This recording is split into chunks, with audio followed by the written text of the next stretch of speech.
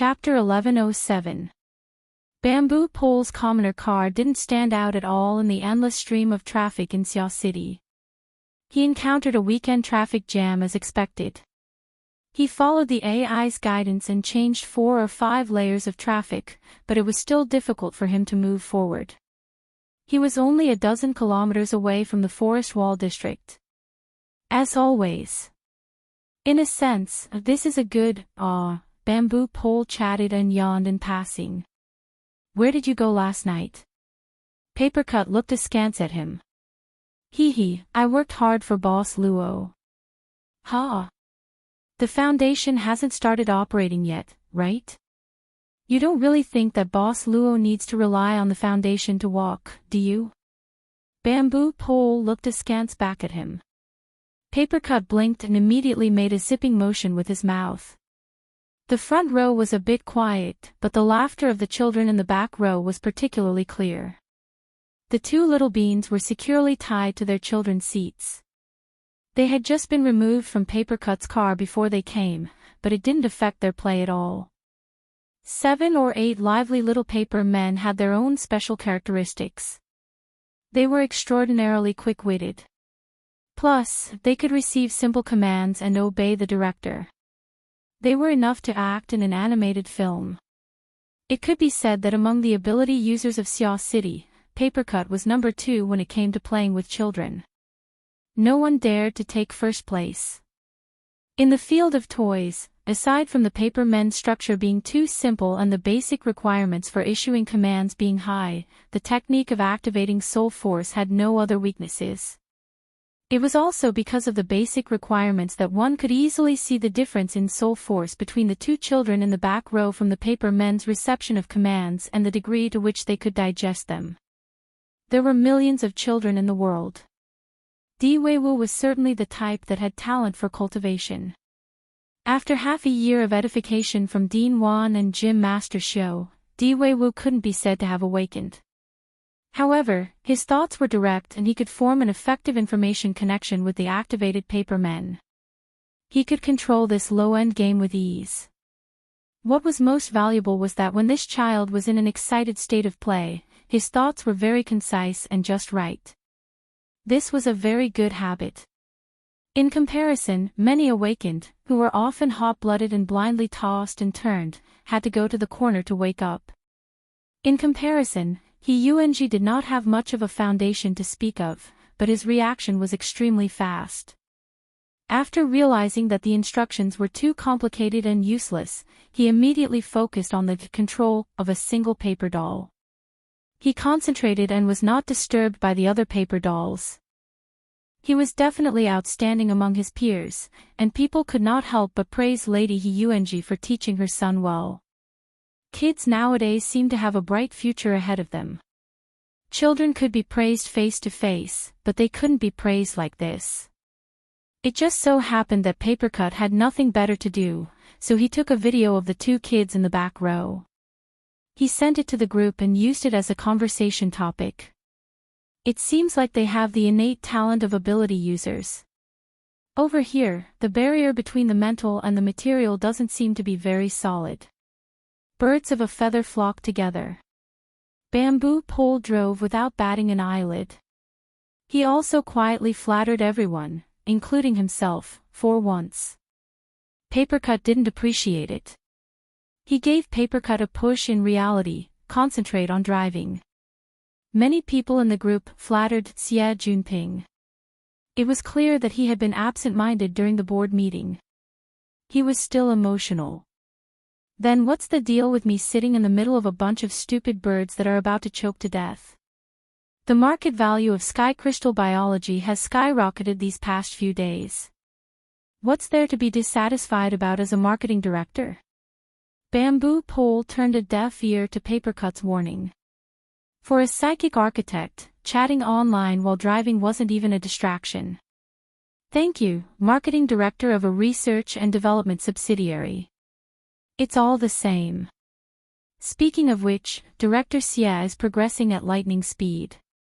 Last night, with the collective cooperation of the Ring of Blood and Will, he persisted until the latter half of the journey. He almost killed his way into the first echelon. Crazily earning money while cultivating at the same time, not neglecting either. Amazing. Forget it. In this sort of irrational market, you earn money until you have atrial fibrillation. Any random Tom, Dick, or Harry can say that XX medicine can prevent abnormalities, and the market will immediately be cleared out. Not even dregs will be left. If you say that it can cause. Don't even think about selling 1 gram or 2. Hu Laosan's ranch hasn't seen blood for almost a week. He might be a living bodhisattva and set them all free. Can you send me 2 heads? Shuai Lei popped his head out. My house hasn't seen any meat or fish for half a month. My mom is adamant that all meat, eggs, and milk products can be contaminated. My dad is guarding the police canteen right now and won't go home. Go straight to him. 2 heads is too stingy. If you can eat 20,000 heads, he'll kneel down on the spot and call you daddy. Xie Junping responded in a bad mood. He had a belly full of complaints that he wanted to spit out. At this time, even if you make a fortune quietly, you should be careful that your son doesn't have anus. These idiots actually want me to increase my marketing efforts. I highly suspect that they want to take advantage of this opportunity to make a fortune and then cash out and leave. The medicine and whatnot is fine. What really made the market value of sky crystal biology skyrocket is probably the plantation building. Didn't your dad invest in building a batch in the 90s? It was only built the year before last, right? Back then, there were people who ridiculed him for taking such a big step and pulling his balls. But right now, the sky crystal plantation has already taken up over 20% of Xia City's food supply. In the future, it might even increase by over 10%. And right now, Xia City's dietary structure is changing in a panic. The ratio of meat, eggs, and milk has plummeted, and food has become the majority. There is no currency that is harder than this right now. Of course, this is just a temporary change in a special period of time and a special environment. A windfall smashed in the face, and it's gone just like that. Only an idiot wouldn't cash out. It could be said that the world was seriously fragmented. The news of Ha City and Shi City's mutant infection going out of control had a completely different effect on every major city in the world. The conservative cultural circles of East Asia were basically fearful of it like a tiger. But the New World, Old Europe, and other places had already set off wave after wave of revelry. The resulting social problems were also completely different.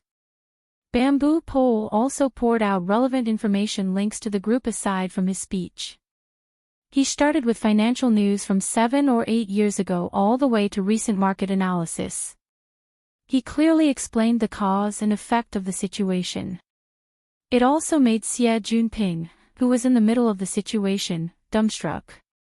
So it turns out that my old man is this awesome. He already foresaw today's situation. Yeah. I really want to praise him, but truthfully speaking, Big Boss Xie probably made this decision back then when he saw the birth of the Deep Blue platform. It was accompanied by the progenitor energy source and the increasingly matured miniature fusion reactor technology. He used this project to wantonly hoard related minerals and make technological reserves. Bamboo Pole began to send out relevant information, whether it is the progenitor energy source box of the Deep Blue platform or the ambient temperature superconducting spectre or necessary for the miniature fusion reactor. They are all unique products of the Deep Blue world. They are standard strategic resources.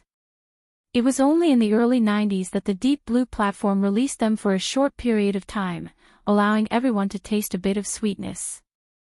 Then Big Boss Xie caught them. From this point of view, it wouldn't be wrong to say that he had foresight. Papercut clicked his tongue twice in the car. If that's the case, then no matter what, Erping's family is going to make a huge profit this time. It painted the gloomy area with a disorderly color. Through the car window, a clamor of noise could be heard. They could hear the roar of old-fashioned engines from far away. Aha! Looking at this direction, It's the convoy from Trigate District. I see Grandpa Sher's big pickup truck. Di Weiwu's eyes were very sharp in the back. He immediately identified the most conspicuous element of the parade ahead. He did his best to poke his head out from the child's seat. He wanted to undo the safety lock, but he was scolded by Papercut. Be obedient and stay here.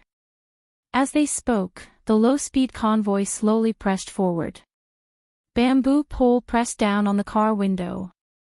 The seemingly orderly chants, each louder than the last, pushed through the air and faced them head-on. We want an investigation. We want a name list. Release the source of the information.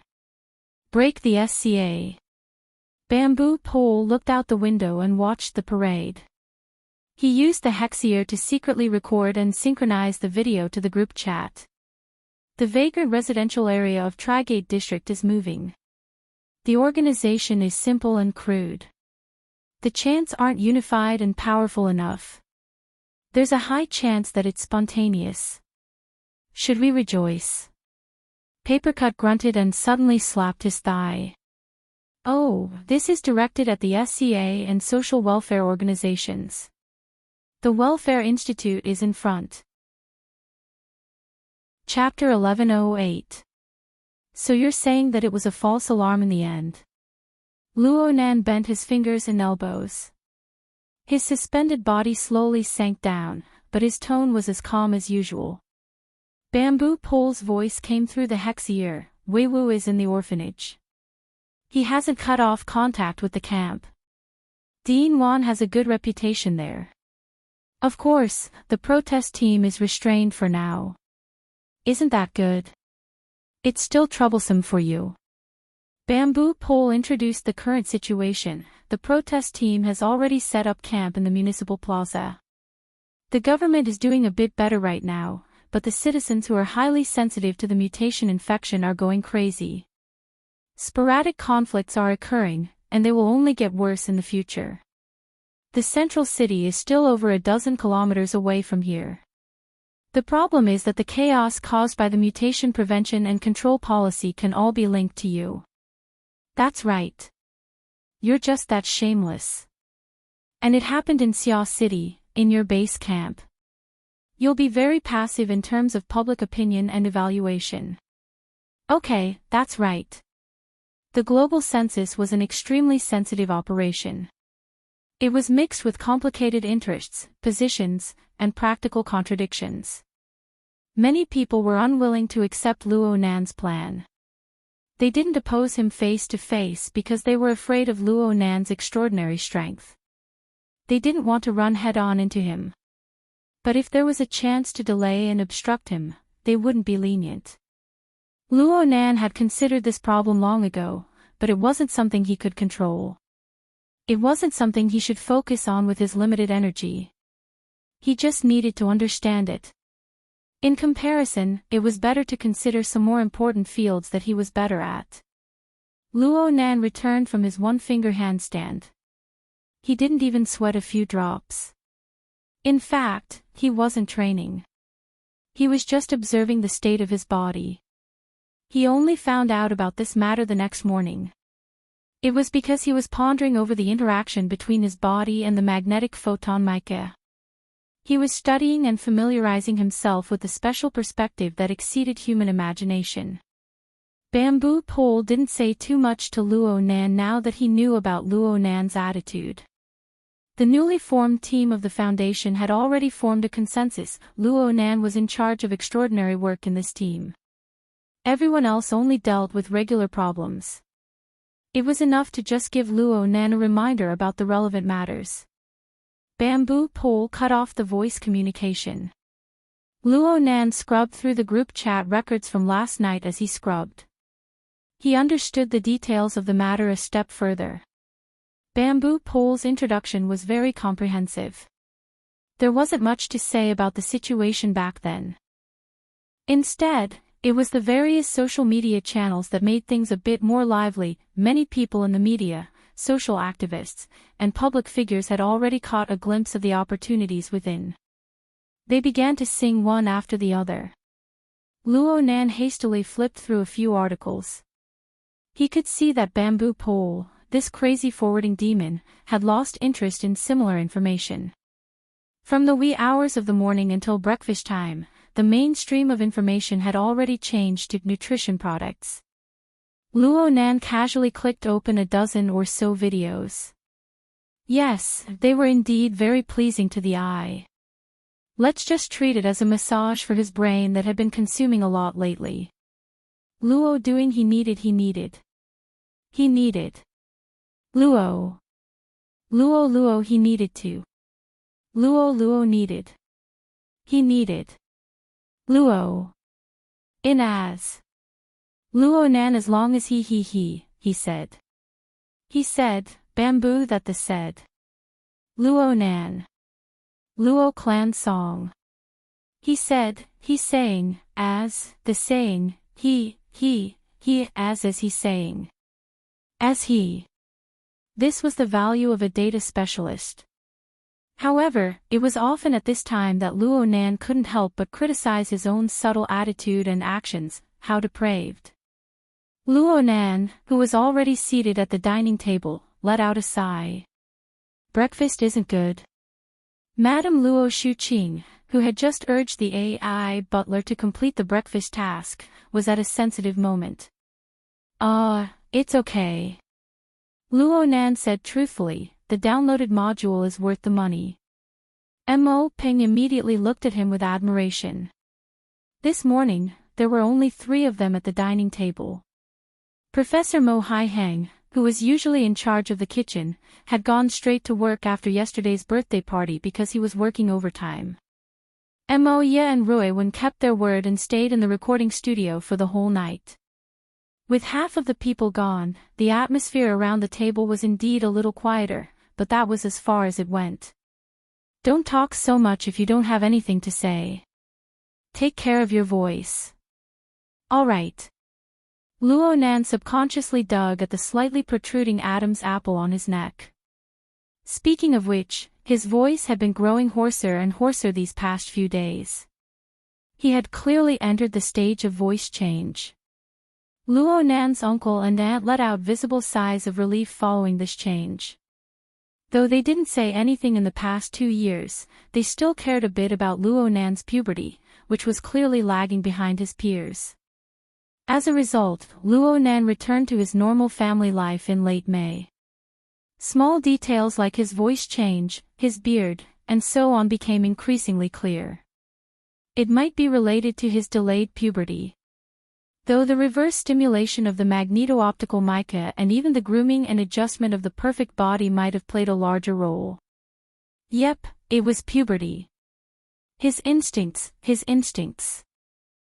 A bit of depravity was definitely due to the need to conform to the instincts of living beings that evolved over millions and millions of years. While Luo Nan's mind was spinning with all sorts of messy thoughts, his aunt picked up another call. It should be from Moya. Luo Nan didn't mind. He just subconsciously opened the new link that Bamboo Pole sent. Only this time, it wasn't those snow-white colors and soft and smooth curves.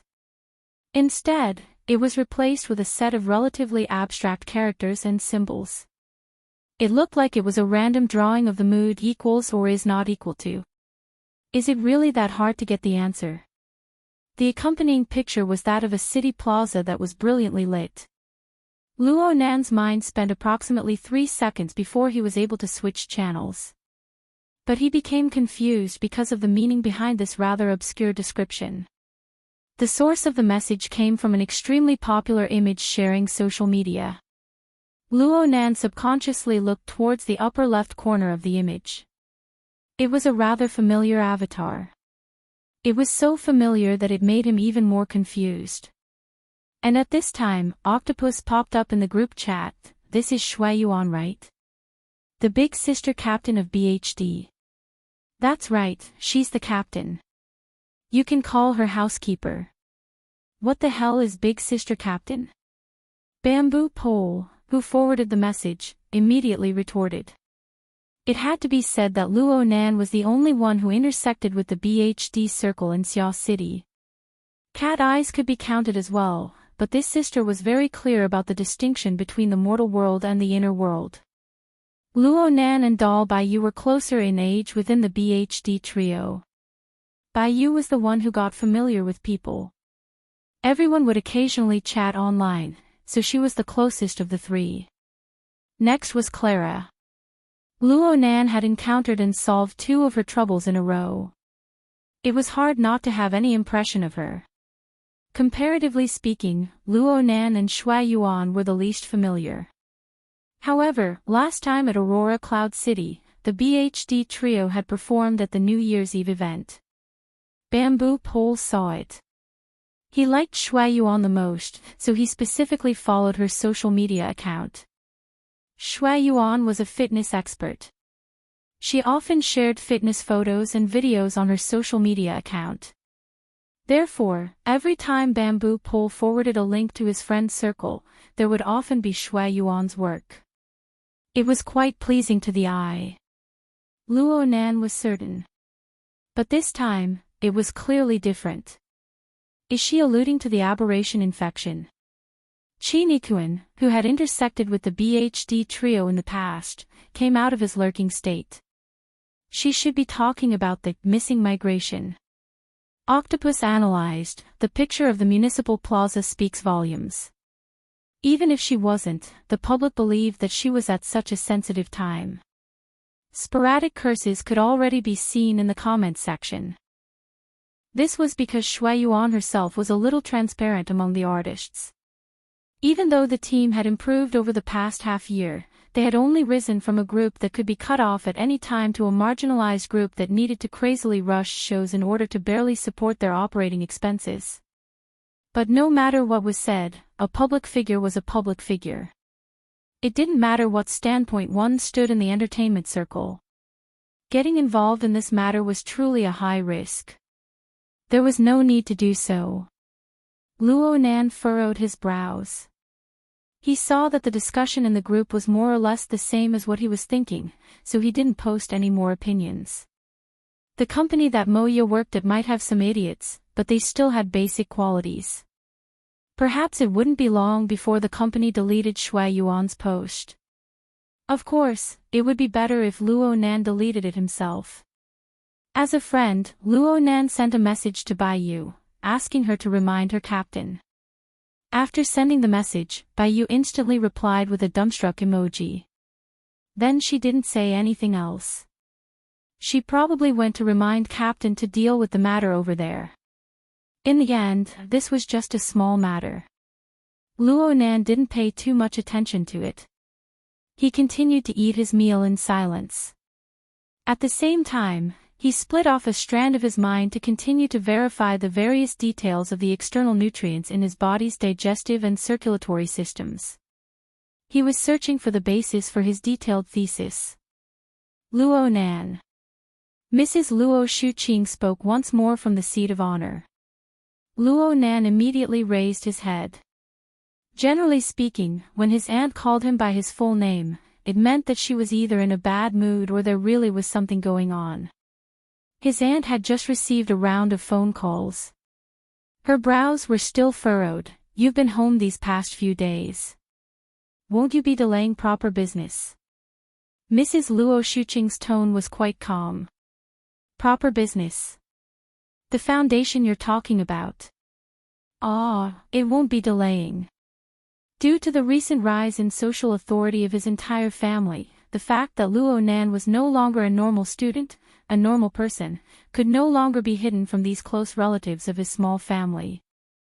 Luckily, Luo Nan's aunt's family had already passed the period of reaction to his current identity during these few days of seclusion. At least on the surface. Extraordinary ability user, gifted sensing master, specially hired expert of the Star Alliance Committee, member of the SCA's High Authority Group. These titles were all information that educated people of the present generation could understand. It was fine as long as they were equivalent to experts who enjoyed high-level allowances. As for the youngest extraordinary, the one-way tour guide who warped space and time, the card master who was a soul hunter, the human-shaped killing machine with global positioning. There was no need to waste time explaining these things that even the members of the inner world couldn't accept. At the same time, Luo Nan felt that it was very necessary to give his family some relatively normal information. The Luo Nan and his friends' foundation was among the normal ones. It was enough as long as his family had a bit of vigilance. They wouldn't be easily taken advantage of and bullied by the enemy. The true security system still needed the Xiao City branch. Most importantly, Luo Nan himself had to seriously arrange it. As for the government security measures of authority, it was nothing more than a formality. With these considerations in mind, Luo Nan was happy to use his duck-like voice to say a few more words. The foundation is still in the preparatory stage. We just held a thank you ceremony yesterday. The funds aren't a problem, but the personnel aren't in place yet. This was the speech Luo Nan had prepared for the outside world. It was just as effective when he used it on his family. It wasn't that he was intentionally hiding it. It was just that knowing this was enough for 99% of the people in this world. As expected, Mrs. Luo Shuqing didn't ask any further. She said, "Then are you still going to Gear's laboratory today?" If there's nothing else, I'll still make a trip there. The facilities there are more complete.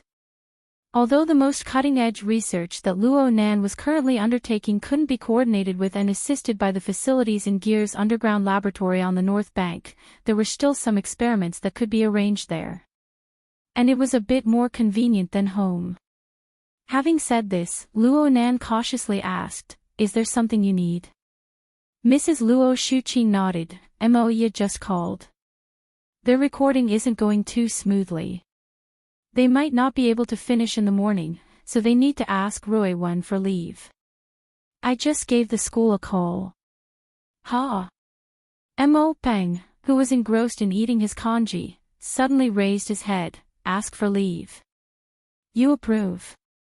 Mrs. Luo Shuqing raised her wrist to look at her watch. She said unhappily, "Eat your food. You're already up late. If you keep dawdling, you don't want to go to school, right?" Mo Peng had a face full of grief and indignation. He turned his head to look at Luo Nan, hoping to obtain a bit of sympathy. A bit of consolation would be fine, but Luo Nan acted as if he didn't see it. Luckily, as an elder, Luo Nan felt that the atmosphere was a bit delicate when these words were spoken. He swallowed his reprimand and was silent for 2 seconds before speaking. Acumen College has been affected by the aberration infection. They're currently combing through their files. They're probably preparing for a rainy day. They're doing research on the children of vagrant families and the like. Luo Nan was startled. Rui Wen isn't a vagrant. I know. But the procedures for her show that she is. So she needs to go through a few additional procedures and do an additional registration. That's discrimination. Luo Nan hadn't done anything yet when Mo Peng slammed the table. But soon, he buried his face into his rice bowl under his mother's stern gaze. Luo Nan also furrowed his brows. It appeared that this was another form of census. The household registration system was strict, and the thinking was relatively conservative in the region of Xiao City. Doing these things conformed with the government's consistent logic. In fact, it was beneficial for the vast majority of people. But looking at it from another angle, there were many explanations. Whether it's discrimination or not, let's discuss the matter as it is before there are clear signs of it. Don't mess around. I looked at the registration form they sent over. The requirements for the procedures are quite strict, especially the procedures after returning to the city. They're quite strict. Mrs. Luo Shuqing sent Luo Nan a link to fill out the form. I've handled all of Rui Wen's procedures, but now that I think about it, there are a lot of things that were done through your relationship. There are some twists and turns here that other people can't handle. Since you won't be going far away for a few days, you should take care of these things. Hick. Okay. Luo Nan's feelings were a bit subtle. He had never been a young master who didn't do any chores. But his aunt had never used this sort of tone to arrange a task for him before. She had never arranged a task of this nature. Plus, she didn't arrange complicated tasks and tests like she did in the past. She was worried that the child would run into a wall outside. She didn't take the trouble to teach him the details step by step. The current situation seemed to confirm that Luo Nan must, or at least must, possess the ability to handle this task. Yes, it was just like the legendary workplace, the arrangement a boss made for his employees. Luo Nan suddenly discovered that in Mrs. Luo Shuqing's heart, this nephew of hers clearly had a change in status in the family. Especially when compared to the person next to him. What are you dilly-dallying for? Do you want me to ask for a leave of absence for your teacher? Mo Ping stomped his feet and walked away. Luo Nan would normally just bury his head in eating at this time. This was basically the case in the past. But today, his aunt still had a belly full of words to say, and it was still related to Rui Wen. This school year is about to end. You've already taken a leave of absence, so I won't say much. But I need to say a few words to Rui Wen. Luo Nan raised his head. What's up with Rui Wen? The final exams are only a few days away. I checked Rui Wen's class results. It's terrible. She practically scored full marks on the final exams, but she would be persuaded to repeat a year. Ha! On one hand, there's a problem with her studies. On the other hand, she's been skipping class far too often. Especially in the past month or so. Luo Nan subconsciously avoided his aunt's gaze. Only he, her older brother, knew the best why Rui Wen was skipping class. The young girl spent the vast majority of her time wandering within the misty maze, searching for suitable planar processing materials for Luo Nan. Only Rui Wen's special ability allowed her to come and go freely within the boundless maze. In comparison, Luo Nan's detection activities in the tree-hole space could only be considered as statistics on a macroscopic level. If he wanted to do it in detail, on one hand, he would consume too much computing power. On the other hand, he would be too close to the danger zone of the Sunwell Extreme Prison. It would be very easy for him to create another incident like the Daydream Nightmare. It was impossible for him to explain such a thing to his aunt, so he could only pretend to be an ostrich. Fortunately, Madame Luo Shuqing was also mentally prepared for her nephew's half-hearted approach, so she did not probe further. She only said, I know that you have your own circle, and what you do are those so-called big things that are beyond common sense. I can't interfere in this aspect. No matter what, society is a big classroom. You'll more or less make some progress if you've been in it for a long time. You've made a lot of progress, I admit. The question is, where is Rui Wen? Chapter 1109. What should he do about Rui Wen? Luo Nan flipped through Rui Wen's transcripts, the teacher evaluations, and a series of materials that included psychological research and judgment.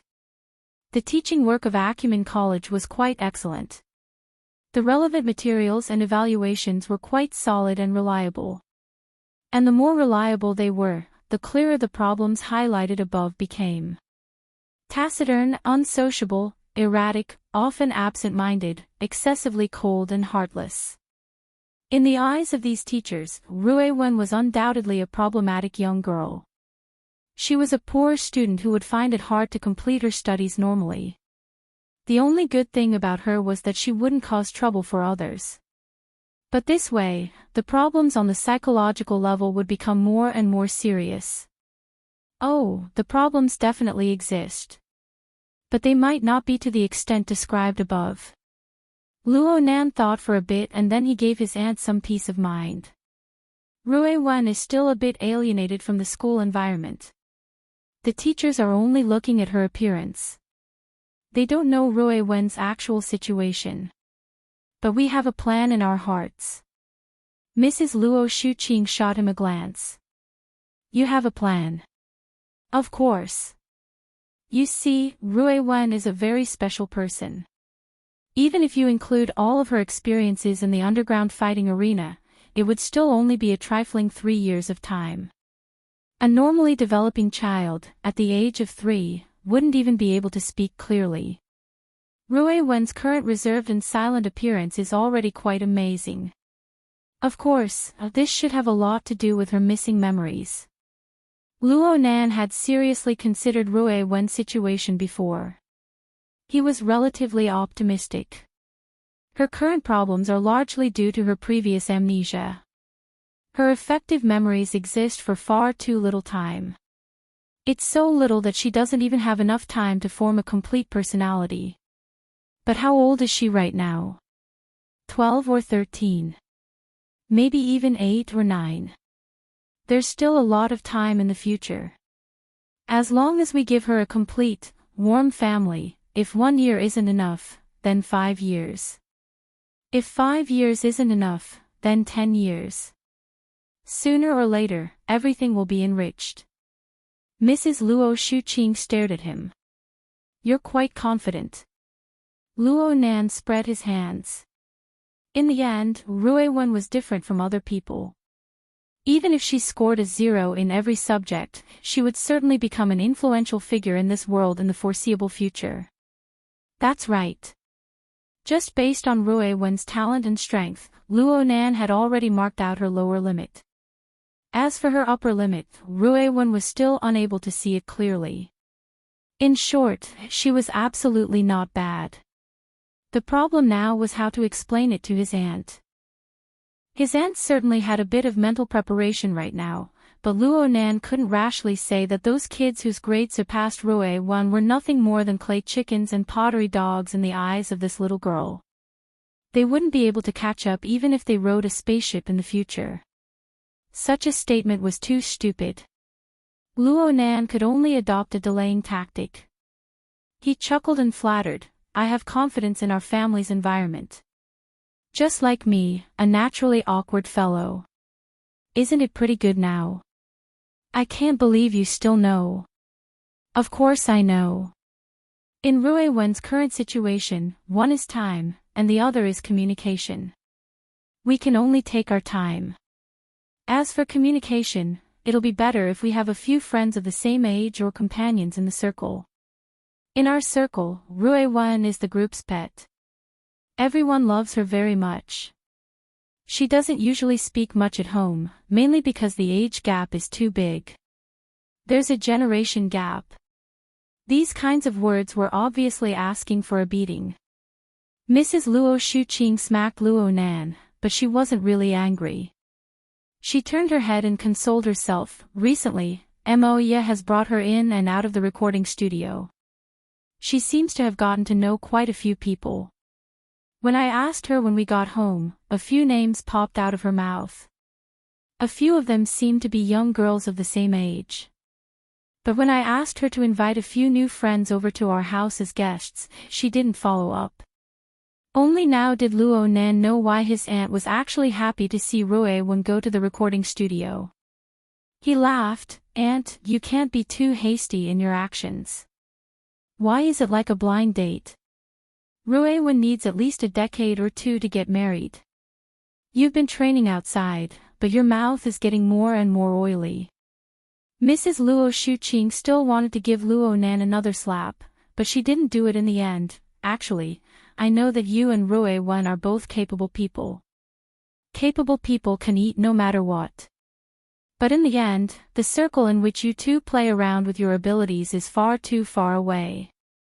Just like your father, mother, and grandfather. If they really could make a name for themselves in the wilderness, it would be fine if they didn't see anyone for a year or 2, or even 8 to 10 years. But in the end, they came back in such a sorry state, and then left in such a hurry. Mrs. Luo Shuqing suddenly froze when she spoke to this point. She soon forced a laugh. There's no need to talk about these things right now. You're much stronger than your grandfather and father. At least they don't have the ability to ascend to the heavens like you do. Bah! Luo Nan didn't say anything this time, but he still got smacked in the head. He had an innocent expression on his face, but he already understood in his heart that his aunt's uneasiness originated from her lack of familiarity with the inner world. This made every second different from the last. Perhaps everyone was like this in essence, but people like Luo Nan, who possessed a distinct trend of optimization, were few and far in between. With this speed, I should be able to reach the orphanage in approximately 40 minutes. But after I reach the Western District, I'll switch to the 100-knot bug. It will actually be faster. Luo Nan calmly evaluated and chose his route. Right now, he was gliding from the middle section of an office building to an unmanned platform a few dozen meters away. And at this time, Bamboo Pole made a call. Let me add another piece of information. There are some procedures that require Rue Wen to personally verify. Fortunately, she doesn't need to personally be present. But some real-time communication is still necessary. She's with Moya. I'm going to see if their recording is finished. Luo Nan landed safely.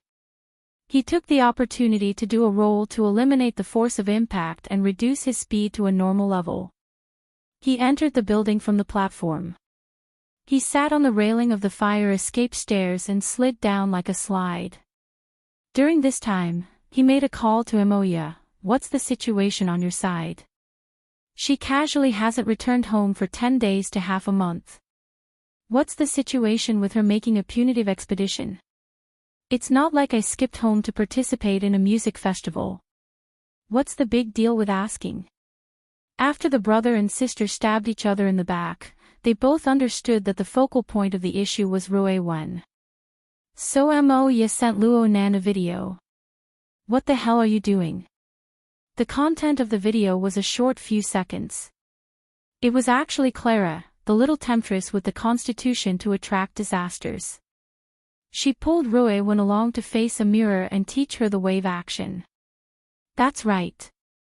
It was the action that especially manifested flexibility, coordination, and of course, the beauty of a woman's body. Luo Nan swore that he had only watched it no more than 5 times. He only turned his head to reply after he distinguished that Clara's electric eyes were fundamentally different from Rue Wen's ice-cold gaze. Didn't you guys go to record? Did you guys record in the dance studio? Pretty right. For the sake of correcting Rue Wen's gaze, we've been recording from the wee hours of the morning until now. Indeed. Luo Nan should be proud. Had he spontaneously grasped the crux of the problem? Actually, he came to a realization after Moya's reminder. With Rue Wen's wooden and taciturn nature, her gaze actually wouldn't be that aggressive. There was even a hidden attraction to the opposite sex hidden behind the aggressive gaze. Even if it was displayed in coordination with the wave action, this was clearly the gaze that had been packaged and adjusted. As a conservative parent, this was the time to yell, "He's young, so he shouldn't learn well." But Luo Nan wasn't that kind of person. In fact, he turned his hand and sent this video to his group of friends. Then he asked Moya, anything else? The howling of wolves in the group of friends was transmitted over at nearly the same time as Moya's next video. The video still showed Rue Wen learning to dance. Only this time, the entire BHD crew was on the stage. The 4 of them formed a group and stepped to the beat of the soundtrack. They danced explosively. Although it was explosively, it didn't reveal any legs or breasts. At most, it revealed a snow-white waist. But they were able to achieve coordination and synchronization. It was crisp and efficient. It was truly pleasing to the eye. How's it? Amazing. Luo Nan really admired her. Rue Wen lightly stepped to the beat and played the guitar. This was already the pinnacle of her external performance that Luo Nan could imagine. Luo Nan didn't even dare to think of this before he saw it with his own eyes. It's like that, right? Something like that. Does it feel out of place? Nope. It's pretty good. Luo Nan wasn't just being polite. Rue Wen's dance was secondary. Her body's flexibility and coordination was something that the 3 girls of BHD were professional idols. Even if they were multiplied by 10, they still wouldn't be able to compare. There really wasn't any difficulty in coordinating this sort of simple singing and dancing. What made Luo Nan, who was familiar with Rui Wen's temperament, feel particularly amazed was her expressive ability. Even though Rui Wen's face was ice cold and not a single fluctuation could be seen, the expression in her eyes as she danced was the same as when she was practicing her dance in front of the mirror. Her eyes revealed a sharp offensive nature. It was very easy to associate her fiery and explosive dance with an allure of danger. Is she putting on a show? Luo Nan didn't just send these words to Moya. He also sent them to his group of friends. Only after sending them did Luo Nan feel that this question was a bit out of the blue. But there were quite a few smart people in this world, and there were many by Luo Nan's side. Bamboo Pole, who had just been blasted out of the group, replied in an instant. He even took a screenshot of a moment where Rui Wen's chin was slightly raised. She looked down from high above with a gaze that seemed to be examining and disdainful. She's super expressive. An expert must have helped her adjust this gaze. Who taught her? Through Bamboo Pole's explanation, Luo Nan confirmed a step further that his conjecture wasn't wrong. In essence, Rui Wen was indeed a highly dangerous and aloof existence. But this danger and loftiness were hidden. They absolutely wouldn't be exposed so easily. So that gaze was a performance that had undergone an effective adjustment. Acting was a relatively high-level method of expression. If his aunt saw this scene, she should be quite relieved. Yep, Moya might even be beaten to death. After a while, Moya also replied, see. Rui Wen definitely has talent. Luo Nan sighed from the bottom of his heart, I really didn't expect. Hold on. I nearly let you get away with it. You said you stayed up all night for the recording, but in the end you guys did this. It really is a BHD recording. But Rui Wen doesn't have a deep understanding of this sort of dynamic music. Wouldn't it be great to let them interact a bit? Like hell I'd believe you. Though he said this, Luo Nan admitted that this was indeed a very good start. Mrs. Luo Shuqing and Moya, this mother and daughter pair, really did have a level in the area of educating and inspiring children. Even though they didn't really get along with each other. I'll send this to my aunt. Let her have some fun. Don't. I'm sending it. Luo Nan, you're dead for sure. Hee hee.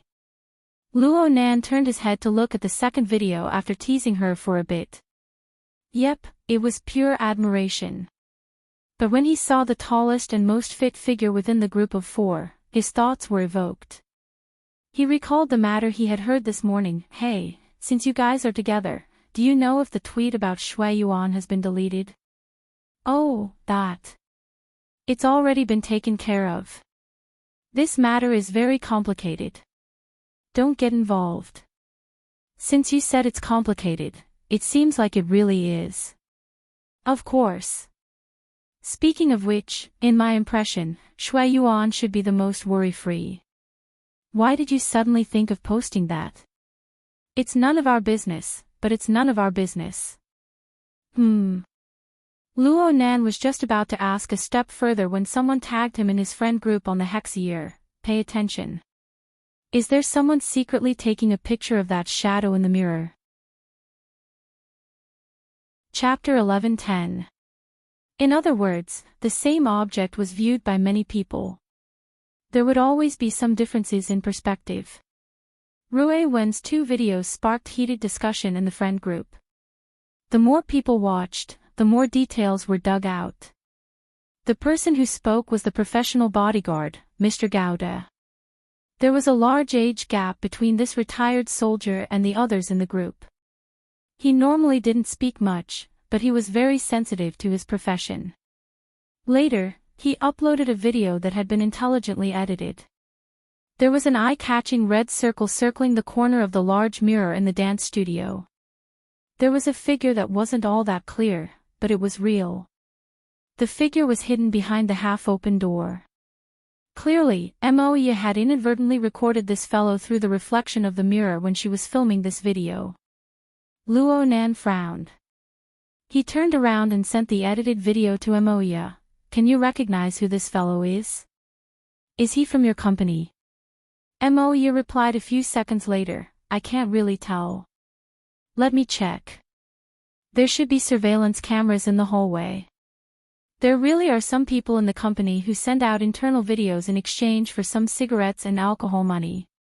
Oh, it's also possible that he's an Seeing fan. If he can enter the company, then he really does have remarkable abilities. An Seeing fan. According to Luo Nan's limited knowledge, a small group like BHD didn't have any Seeing fans in the entertainment industry. But when they did, they were often extreme characters. Of course, they wouldn't commit murder or arson. If they truly had strong evil intentions, Ruewen would be the first to find out. Don't be careless. Let me know when you get the results. Luo Nan began to speed up once more. I'll go help Ruewen with the procedures. What procedures? Luo Nan gave a simple explanation. Moya chuckled on the other side, but she didn't say much. She casually sent Luo Nan a live video from the recording studio. From the video, it could be seen that whether it was Ruewen or the BHD trio, their working conditions were quite good. Not a trace of exhaustion could be seen from their sleepless nights. Perhaps it was the dance exchange from before that made them all excited. Let it continue like this. Luo Nan restarted his morning exercise mode. Things went as he expected. After passing through the congested section of the city center, he rode the 100-knot bug and arrived at the Forest Wall district in less than half an hour. He saw the Lawn Town Welfare Institute hidden within the original mall. Luo Nan entered the entrance hall personally designed and built by Dean Wan and the children. He noticed that there were many unfamiliar faces in the rather modeled historical reception room to the side. Dean Wan glanced over from within the reception room. Luo Nan didn't say anything. He just pointed upstairs as a sign. He simply threw this question into his friend group. The friend group has almost become a work group these days. Bamboo Pole's ridicule was completely unconvincing in front of the nutritional products he forwarded. But this didn't stop him from doing proper business. He was still the first one to provide effective information. I was just about to report to you, boss. Right now, the organization level of Xia City's protest group is clearly on the rise. And there's a phenomenon of connecting with other cities. Internet Explorer is one of the most important symbols. This thing sounds familiar. Octopus popped his head out and interrupted, I think I've seen it somewhere before. If you've seen it before, then it means that you've been to the Vagrant Exchange quite a bit. And you've messed with their internal network quite a bit. Meow. Octopus's voice was a bit messed up. Luo Nan also frowned. He had seriously researched the Vagrant Exchange a while ago. The question bank. He really didn't see any relevant information. What's this website used for? It's probably equivalent to a platform for finding people. Bamboo Pole began to send screenshots to the group. In the beginning, Online Wanderer was a social networking function module placed on the Vagrant Exchange's internet. It was probably a reaction against the mainstream secrecy. But the response wasn't that great. After all, very few people would take unnecessary actions after accepting the Vagrant Exchange's unique private credit system. I don't know when it started, but someone borrowed the function of this module to develop a fill-in-the-blank game. It's probably about uploading basic information about a person and their family. Then it was continuously expanded and perfected to form a relatively complete relationship and social network. Of course, this was done at the cost of exposing other people's privacy. Then, perhaps because there were too many blanks in the fill-in-the-blanks game, the more people filled in the blanks, the more difficult the game became. It seemed to be proof that a lot of unknown missing people had appeared among the vagrants who returned to the city, which aroused the interest and suspicion of many people. Gradually, the case started to spread. Recently, someone in whose city has launched an activity. They encourage all vagrants to upload information related to themselves and their relatives. This is to form a relatively complete network of relationships, so as to fully reveal the blanks in the network. Clearly, this wind has blown to Xia City. Octopus chuckled, the legendary missing immigrants and vanishing relocation. Luo Nan didn't know if Octopus remembered the conversation on the platform yesterday. Luo Nan looked at Di Weiwu and decided to let this kid go for now. After Luo Nan let Di Weiwu go, he replied in the group and asked, "Whose city?" Bamboo Pole responded, "Xia City should be fine. There are some cities inland. Don't doubt that I'm talking about whose city. They did some bad things in the past, and now they're rebounding quite fiercely. From what I remember, it seems like that branch president is quite close to headquarters." As for what his name was, Luo Nan really couldn't think of it for the time being. Gao Wenfu. Red Fox suddenly popped up. It was a simple reply, but it sounded like he was chewing on ice shards. "Is he your enemy?" Papercut followed closely and asked in passing. "I don't have the qualifications to become enemies with him. Otherwise, I wouldn't have made it to Xia City alive." Red Fox spoke calmly, however, this person is undoubtedly the leader of whose city. He has thousands upon thousands of disciples, and disciples. His influence radiates far and wide. He might have clashed with him that time. I understand. Luo Nan thought for a moment. He didn't have a deep impression of this person. Red Fox must have participated in the summit that day, but he didn't sit in the core circle. Octopus suddenly had a strange thought, they all have the surname Gao. Celestial Master Gao and Brother Gauda, are you related to them? They're out of my league. Gauda's answer was very simple. Dean Wan had already sent off the guests at this time. He came up to help Luo Nan complete the signing and authentication procedures. Though it was complicated, it didn't take much time.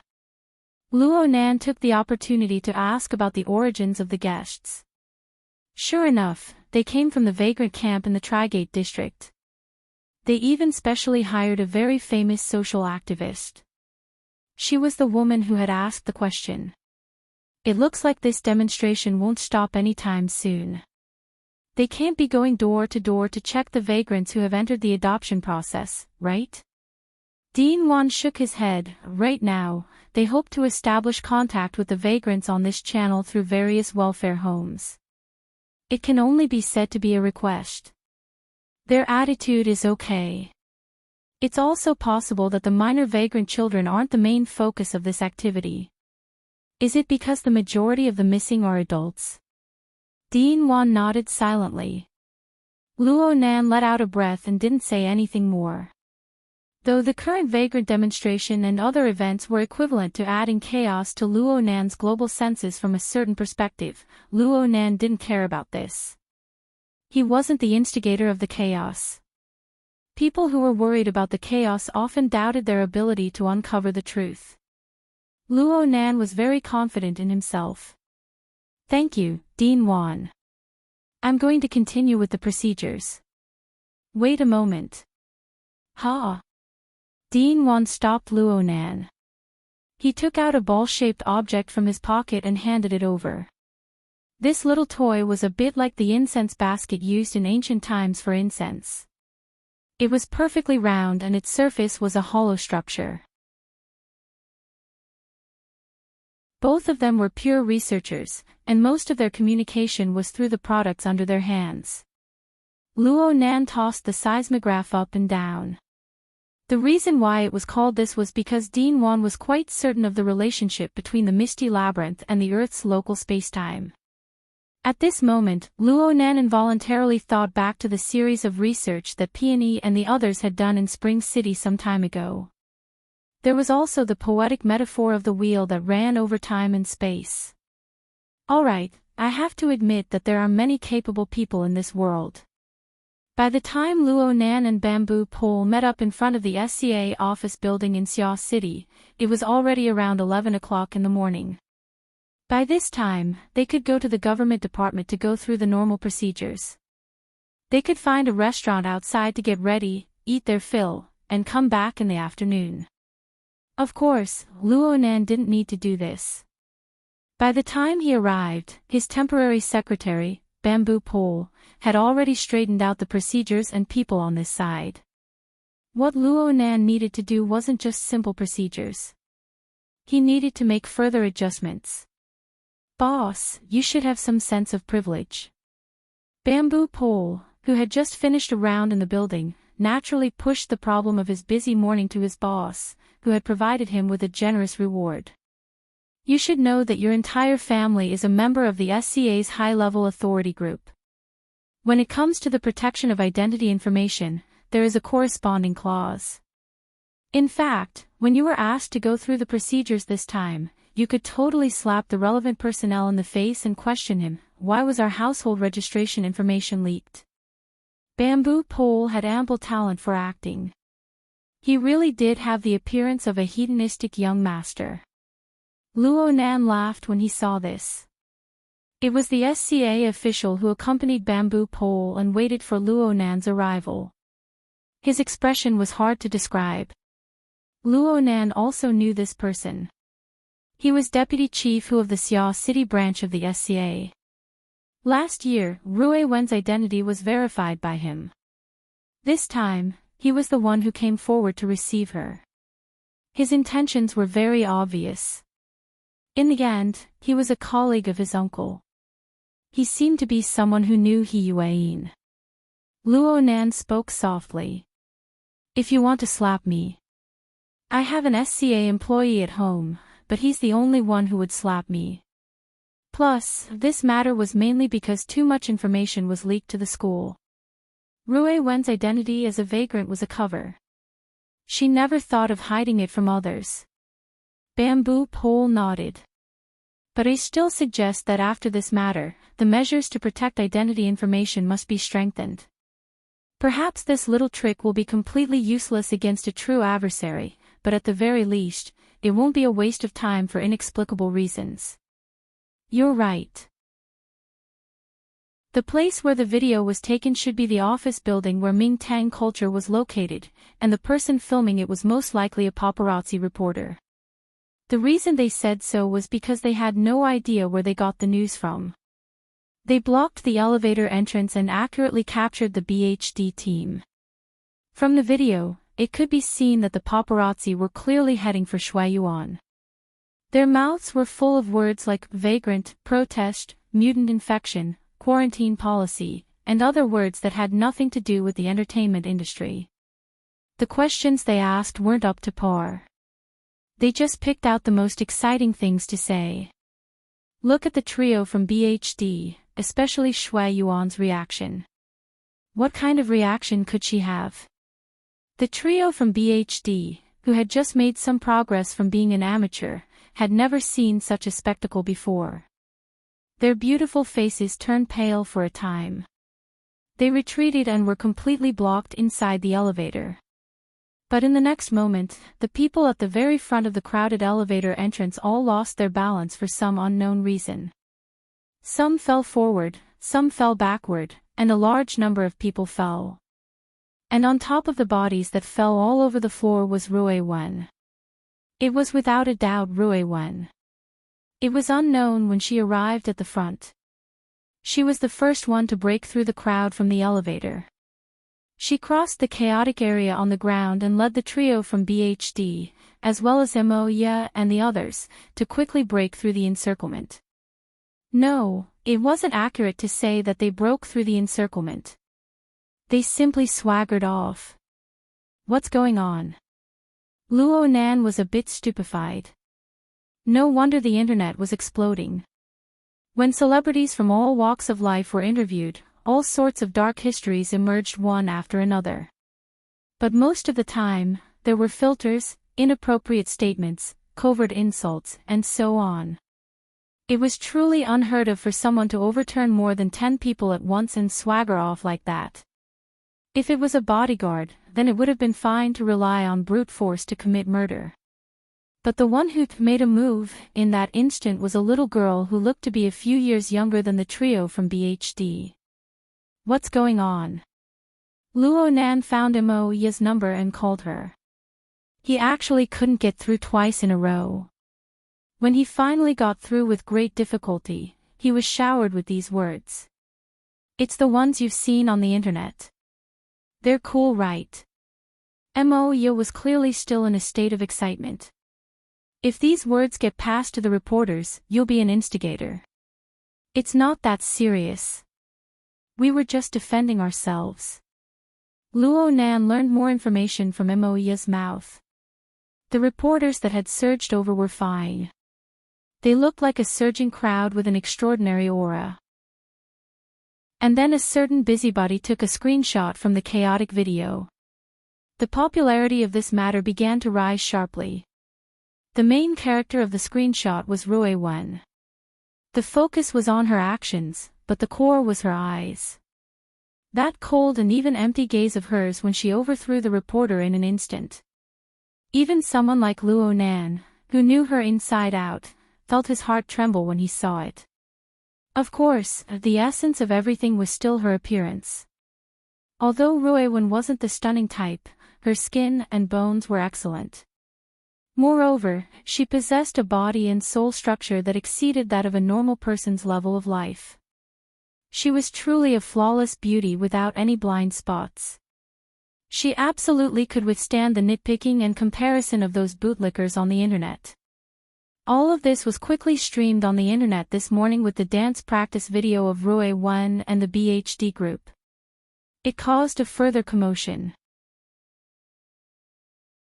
Chapter 11-12. Is this a publicity stunt? The amount of information about the demon-eyed woman on the internet had been fluctuating, but it maintained a certain level of popularity and did not stop for a few days. As a result, Zhang Yingying, who had been concentrating on the godson raising technique, couldn't help but wonder and sigh when she handed in her homework. Don't you have a limit? This isn't normal. The general public would only find it abnormal if there's a restriction, right? Zhang Yingying was quick-witted and immediately grasped the key point. You're letting this go. It's just tacitly allowing some people to add fuel to the fire. Understood. Protect that long-legged snow garden and divert the public's attention. No wonder Mingtang culture's statement was so vague. That makes sense. Otherwise, you guys might as well just leave the SCA's high-clearance group, it's useless. Speaking of which, you guys are throwing Rui Wen out to attract firepower. It's alright. The comments online about Rui Wen are relatively neutral. We've also asked for her opinion. Rui Wen doesn't really care about such things. Instead, she's been practicing with Shui Yuan and the others for a longer period of time. In reality, this wasn't a big deal. The storms of the secular world couldn't affect them at all. At least, a considerable number of people thought so, including Zhang Yingying. The problem was, it wasn't just the secular world. The news had also caused ripples in the inner world. It had only been a little over half a year since the big incident of Miss 2 out of 1,000. She could have become a world-class tycoon in a single leap, but in the end, she had fallen into the so-called trap of opportunity of an extraordinary. This incident was still fresh in many people's minds. Needless to say, Luo Nan was one of the main characters of this incident. He was currently setting off a tsunami of impact in the world. The combination of legend and gossip was so perfect that it was hard not to attract people's attention. You have to pay attention. I heard from the boss that the Starry Sky Club has already received several rounds of inquiries regarding Rui Wen. They're using the same old trick of 2 out of 1,000. They're probing and provoking. Yes, I know. They want to bind Raven to the value of the deep blue world, as a key to open the door. Well, actually, I'm a key too. Luo Nan began grading Zhang Yingying's homework. He wasn't interested in this matter. In fact, he received the news earlier than Zhang Yingying. After all, he was a member of the Starry Sky Club in name. Key. Ah, I understand. Zhang Yingying sighed. What an annoying label. Aha, it's all over your head. Right now, there are many people, and it's not just those from the deep blue world, who are trying to stick labels on Luo Nan. This isn't completely intentional. They are facing an object that they are temporarily unable to understand, and they are unwilling to pay the cost of time. Sticking labels and making definitions is the most worry-saving. The problem is that there are people taking advantage of this trend to add fuel to the fire. This is quite troublesome. What was even more troublesome was that these messy labels, if they had a unified prefix or suffix, they would eventually be locked to something like keys. It would be useless to tear them off later. For example, the key to crack the new plane. The key to breaking the source of the mutated infection. It could even be the key to unraveling the secrets of the deep blue world. The key to unlocking the limits of human evolution. Of course, it was also entirely possible that it was the key to opening Pandora's box, the key to breaking the current order of human society, and so on. In short, they were all keys. Luo Nan had been in a special position ever since the Pacific Ocean Summit. He was the crux of everything, but he was also the key to everything. At least this was the impression he gave others. Even though he intentionally slowed down the progress of the global census to buy a certain amount of buffer time, he was unable to stop the flow of people's thoughts. Speaking of which, is it really that important to distinguish the source of the mutated infection and the extraordinary power? Is it that important? Zhang Yingying left a message on the private chat interface. That depends on whether or not someone is concealing something. How complicated. I thought we never needed to think about this aspect. Zhang Yingying's sorrow was not unique to her. At this stage, the spirit of the summit conference had already spread widely in the inner world circles. Even though the possibility of everyone suffering from the mutated infection was extremely small after the awakening of their extraordinary powers, people still needed to pay attention to this important development at all times. Whether it was the source of radiation or the trend line, these concepts seemed understandable, but they were complex and unfathomable. They all announced that the world they lived in was undergoing rapid changes. They needed to work hard to adapt. However, a considerable portion of people still followed the trend and advanced. If we don't do well, we'll become the enemy of the entire world. Think on the bright side. The entire world might be convinced. There are far too many inconceivable things on Earth. There's no need to talk about it in the universe. Let's talk about what's happening right now. Who would have thought that you, Sister Yingying, would walk the path of a breeder and never return? Protruding. I'm praising you. Luo Nan's attitude was very sincere. This was because the homework Zhang Yingying had handed in, or more accurately, the dumb sand breeding diary, was getting better and better. Chapter 11:13. Forgive Luo Nan for being biased. From his perspective, White Rainbow was an innate ability that had yet to push Zhang Yingying to B rank. There was no way it could be mentioned in the same breath as her outstanding talent in configuration and superconfiguration. Did Her Majesty Empress Wu make an error in judgment? Similar thoughts surged into his mind once more. Luo Nan did not use the fact that Earth lacked configuration before he came into being, especially the theory of superconfiguration. From his perspective, this shouldn't be a problem for Her Majesty Empress Wu. Forget it. I don't think. Luo Nan had already graded Zhang Yingying's homework and discussed a few specific details. In the end, he asked, "Do you want me to open up an experimental area for you in the Bloodwill Rings fortress?" Ha! I see that you've already begun to consider the problem of a simple configuration systematic aggregation, but you don't dare to perform overly extreme experiments on dumb sand. Then you'll need to find another suitable target. Zhang Yingying used exclamation marks to express her emotions. Are you going to use the people of the branch as lab rats? Are you going to bring the Bloodwill Ring's fortress to life?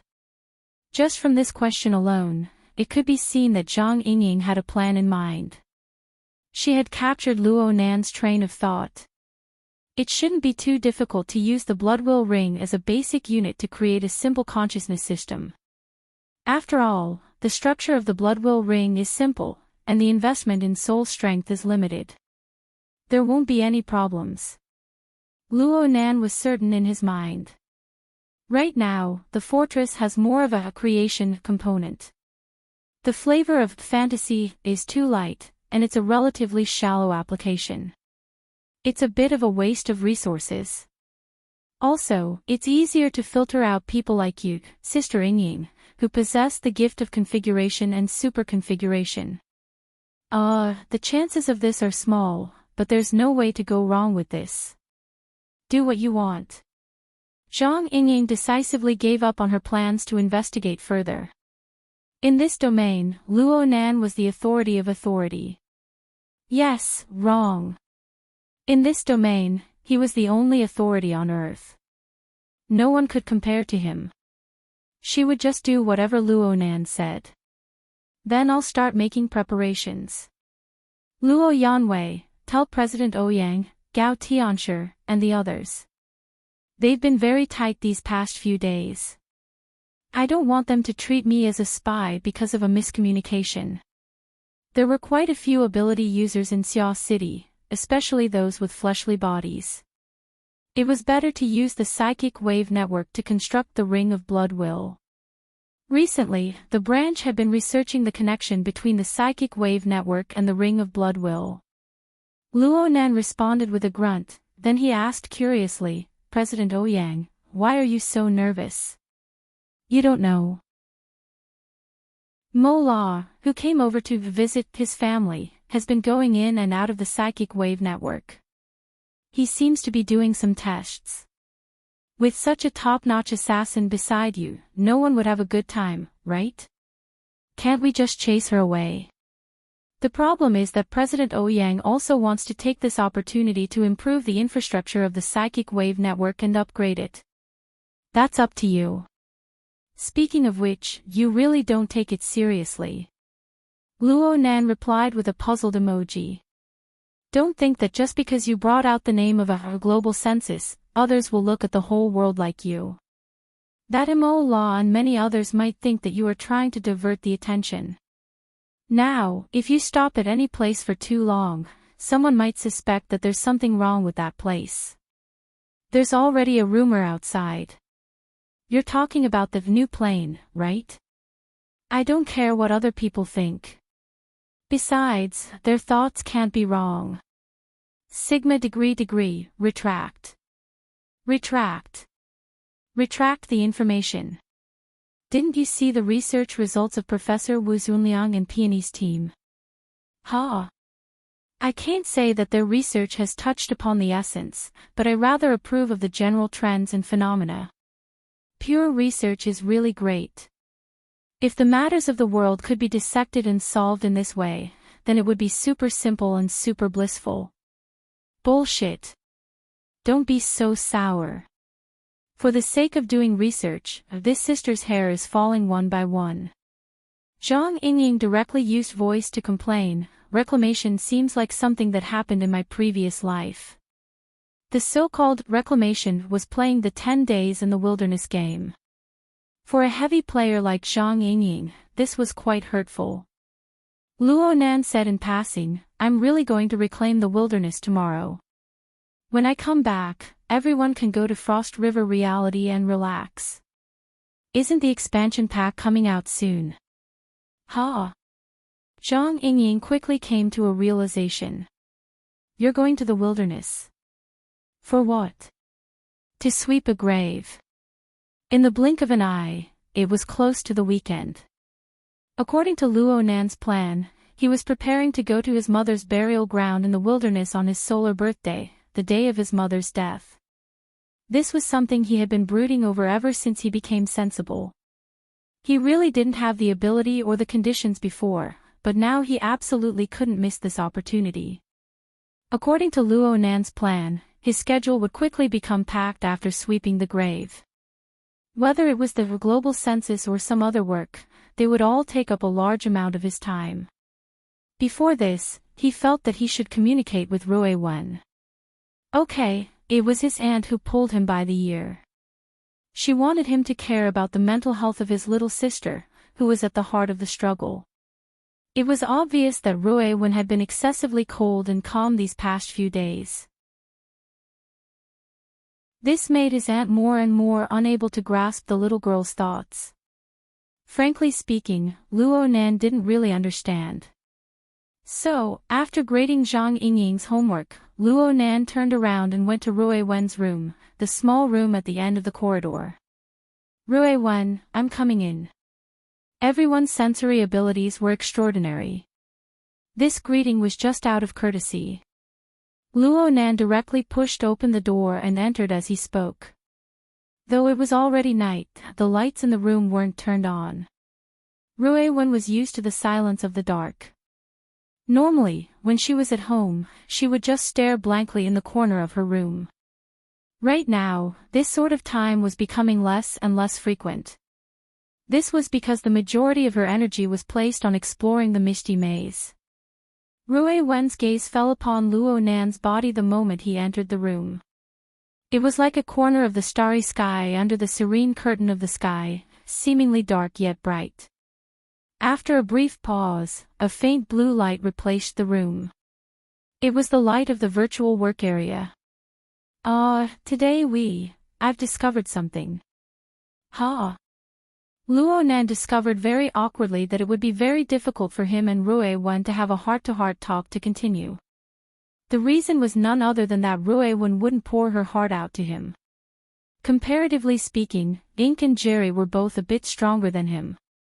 In his memories, Rui Wen's long sentences, especially those that were idle chatter and lacked a purpose, often appeared in her conversations with these two inhumans.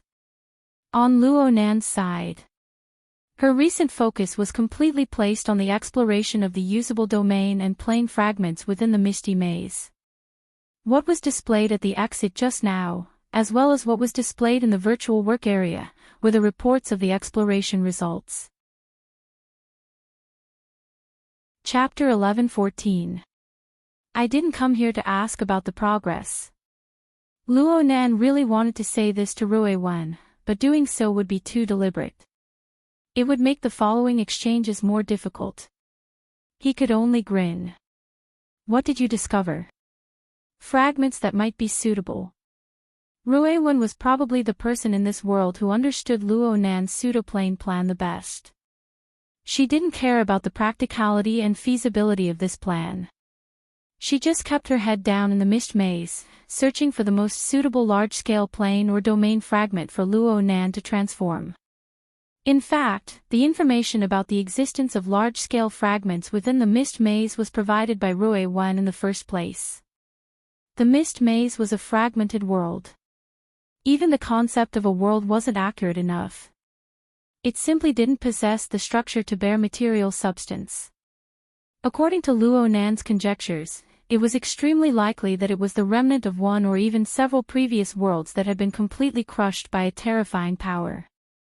Only the lowest level of law fragments were left behind. These were originally untouchable.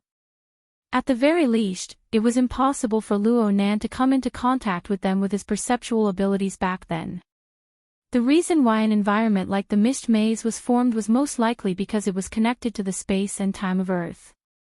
It was infected by the space and time here. Perhaps it was also coupled with the powerful radiation of Sunwell Hell to complete the outer shell seal. Only then was there the scene of haze and sandstorm that could appear before Luo Nan and others. Luo Nan had already caught a glimpse of these possibilities after cultivating the magnetite mica jellyfish and borrowing its special clairvoyance mode. However, he still needed to utilize his own visualization and configuration construction abilities of the large coordinate system to move within the mist maze. He needed to open a path in the mountains and build a bridge in the rivers. This kind of mode was bound to have great limitations. Or perhaps it could be said, the mist maze only displayed Luo Nan's appearance as an existence. When he tried to construct a fulcrum for his existence, he had already formed a permanent change in the mist maze. This was a bit similar to the predicament other ability users faced when facing the storm of the Abyss region. Only Rue 1, with her inconceivable talent of body and soul fusion, could transform into a similar form of existence. She could travel relatively freely in the misty maze, and she could even capture the relatively complete space-time signals within, resonating with the overlapping and distorted waves. If the compatibility was high, it was even possible to teleport to the other side. Generally speaking, fragments that were able to emit and retain a relatively complete signal in a highly complex and chaotic region were all fragments of a larger scale. Rue 1 had followed this train of thought to explore the depths of the mist labyrinth, and the results were basically in line with her guesses. Luo Nan would occasionally be able to capture this sort of signal within the tree-hole space that he had constructed himself. But he blushed with shame. The precision of his probing was far inferior to Rue 1's natural talent. Therefore, the main force of exploration at this stage could only be Rue 1. Frankly speaking, the process of Rue 1's perception, resonance, matching, and even teleportation was hard for Luo Nan to understand with his current level of understanding. He only knew that there were certainly risks involved. Rue 1 would suffer minor injuries from time to time during the exploration process. It seemed that the degree of matching and resonance wasn't enough, and the forceful teleportation was the result. For this reason, Luo Nan gave orders to Rue 1, telling her to avoid impatience. At the same time, Luo Nan treasured the results of Rue 1's exploration very much. Every time, he would thoroughly research and completely deny the feasibility of the modifications. Only then would he stop. Today's sigh. Let's take a look first. Rue 1 gradually changed her method of communication due to her relatively poor ability to express herself. She no longer reported verbally. Instead, she used the notes she had prepared beforehand. It was very clear that Rue 1 had absorbed Luo Nan's note-taking methods in recent times. The presence of graphics far exceeded that of words within the contents of the notes. It was just that Rue 1's note-taking abilities were built upon Luo Nan's solid foundation in sketching. Rue 1's notes looked much more simple and unadorned, all right. If Luo Nan didn't have a relatively complete understanding of the terrain of the misty labyrinth, it really wouldn't have been an easy matter to understand. Luo Nan scratched his head. He temporarily pushed aside the idea of how to communicate with Rue 1. He did his best to translate the information that Rue 1 was trying to reveal from the concise graphics. You've made progress in drawing. Luo Nan first gave a word of praise. This wasn't a false statement. Rue 1 really had begun to feel a bit like drawing. At the very least, there was a set pattern. It was just that the structural model of the work area was a bit too simple. Also, why did the virtual work area lag one after another? This caused the graphics that Rue 1 drew to look a bit awkward. Hold on. This was an animation. Luo Nan captured the continuous changes in the graphics during the lag process. He was actually a bit pleasantly surprised for a time. It was rare for Rue 1 to ponder over some other ideas. Her train of thought was clearly becoming more and more lively. But then he was puzzled. It must be said that the drawing software that Rue 1 used did indeed have an intelligent animation function. It could automatically complete an animation trajectory after a limited set of settings. But it wasn't professional enough.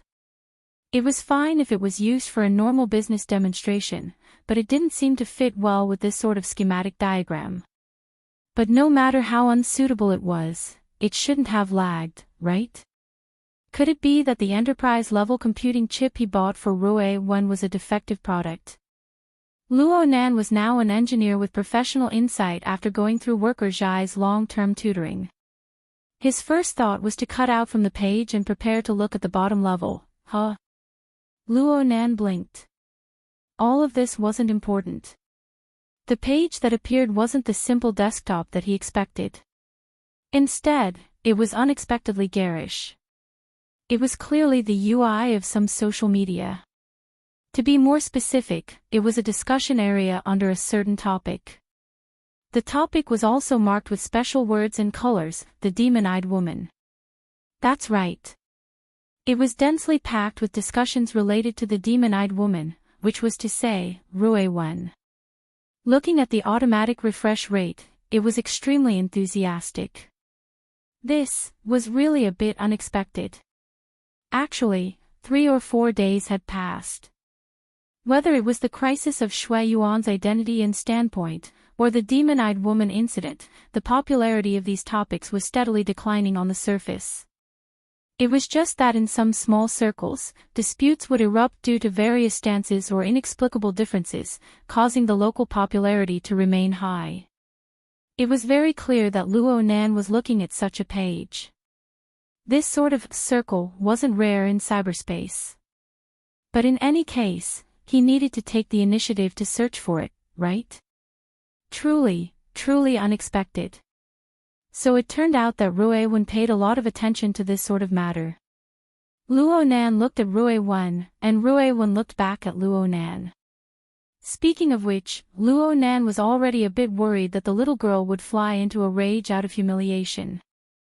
But when their eyes met, all he saw was pure and serene. On the contrary, Luo Nan was a bit embarrassed. Originally, this was a very good entry point, but he forcefully pushed it back. He was completely subconsciously covering up for Rue 1. He cut back to the interface. It seems like I processed too much data, what the hell? Cover up my ass. But the matter was just this absurd. Luo Nan was clearly making things up, but what he said just so happened to hit the crux of the problem. While he was messing around with the drawing software, he saw that the back end of the drawing software was actually processing hundreds and thousands of drawings. Perhaps even more drawing materials. This wasn't a professional animation software. With such an enormous amount of data, coupled with Rue 1's high requirements, it was naturally impossible to handle. The lag was born from this. Why are you drawing so much? Luo Nan understood as soon as the question left his mouth. It was certainly because Rue 1 wanted to ensure the detailed effects of this animation. He could see that Rue 1 really attached great importance to this new discovery. I'll download a professional software for you later. Hick. Instead of messing around with the software, it's better to go check it out on the spot. Rue 1 nodded, then she stood up. No. Not now. There's no rush. Luo Nan finally recovered. He knew that if he were to return to the topic of the Misty Maze and continue the conversation, then the preset brother and sister night talk would basically fall apart. He took the initiative to press the pause button. Let's study this matter in detail tomorrow. Tomorrow was Friday. Was he going to let Rue 1 skip class? Small matter. Small matter. Luo Nan decisively bypassed this obstacle. He truly brought out the words he had already figured out. Oh Rue 1, have you been running back and forth these past 2 days? Have you been too tired? Rue 1 shook her head and responded softly, I haven't. Then that's good. Luo Nan wanted to speak the following words, but he forcibly choked them off, making it hard for him to continue. This was because he suddenly came to a realization. He had just seen a new situation from Rue 1 that he had never seen before. He had never even thought of this new situation.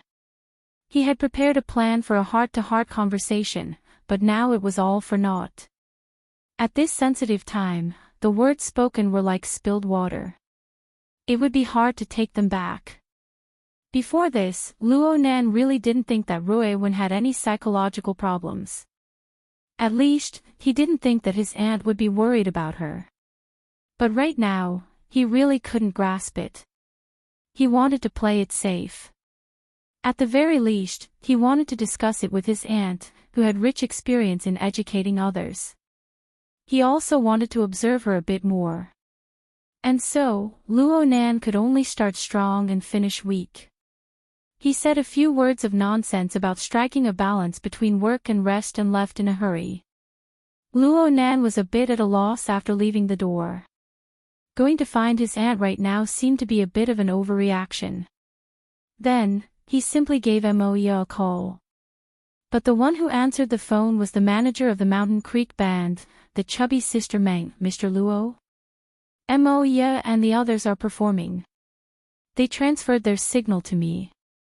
Is there something you need? Oh, I forgot. It's nothing. It's nothing. Only now did Luo Nan remember that Moya wasn't home tonight. She had a performance assignment. Luo Nan hung up the phone and stared blankly for a moment. He hesitated for a moment, but he focused his mental senses on Rui Wen. From his perspective, this wasn't a big deal. He didn't do this in the past because he wanted to protect his privacy. He didn't want to make things awkward for Rui Wen with her own outstanding perceptual abilities. But now, through the special clairvoyance mode of the magnetic photon mica jellyfish, he shouldn't be able to sense it, right? Rui Wen shouldn't care even if she did sense it. Well, she wouldn't. Luo Nan cast his gaze over after completing the relevant mental preparations. Rui Wen was still sitting in the corner of the pitch-black room. She maintained the same posture as before, but her eyes were closed. The virtual work area was off. That's right. She didn't need to display it, so of course there was no need to keep it on. The problem was that Luo Nan had no way of knowing whether or not Rui Wen was resting with her eyes closed, or whether or not she was surfing the web through her retina projection. Luo Nan stared at her for a long time. He wasn't sure whether or not he had been discovered by Rui Wen. In any case, he hadn't discovered anything. This didn't give him any comfort. Instead, he felt his head swell. The problem was complicated. Chapter 11:15. Ahahaha, so you're losing your head out of fear right now. Moya, who hadn't returned for an entire night, called Luo Nan the next morning. She laughed quite unrestrainedly after listening to Luo Nan's account. Luo Nan frowned. How could it be that serious? You're acting like this. You're like parents who have muddled along for over a decade.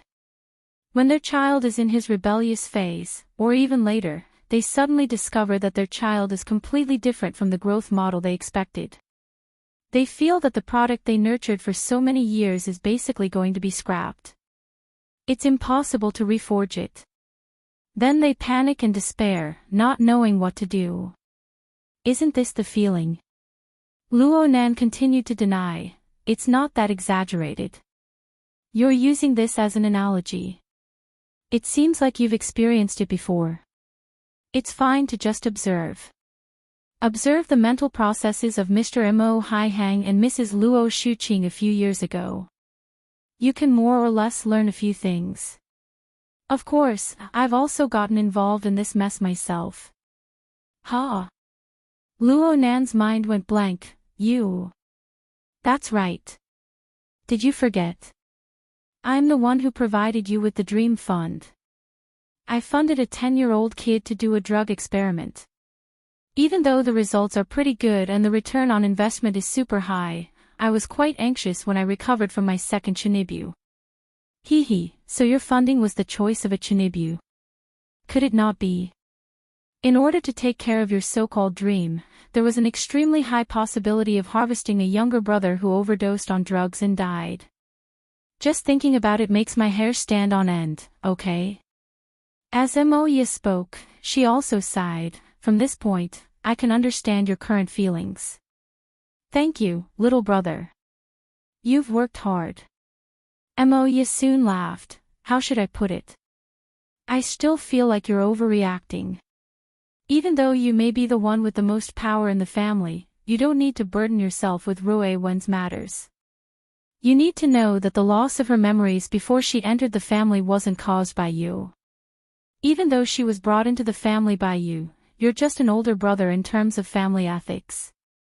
You're not a parent. But Aunt, she certainly wants you to take responsibility, right? You might really be the person that Ruewon wants to be close to the most. Even 10 sentences from others can't compare to a single sentence from you. But you still have to look beyond the surface to see the essence. Did my mother want you to be the head of the household? Come on, they still have a long way to go before they retire, and they're the kind of people who worry a lot. How stupid can they be to let you be the leader of this family? There seemed to be someone laughing beside him. Oh yeah. It should be a woman. But Luonan wasn't in the mood to pay attention to these things. How could he explain the fact that Ruewon had blatantly skipped most of her morning classes and was already heading in this direction to meet up with him? Forget it.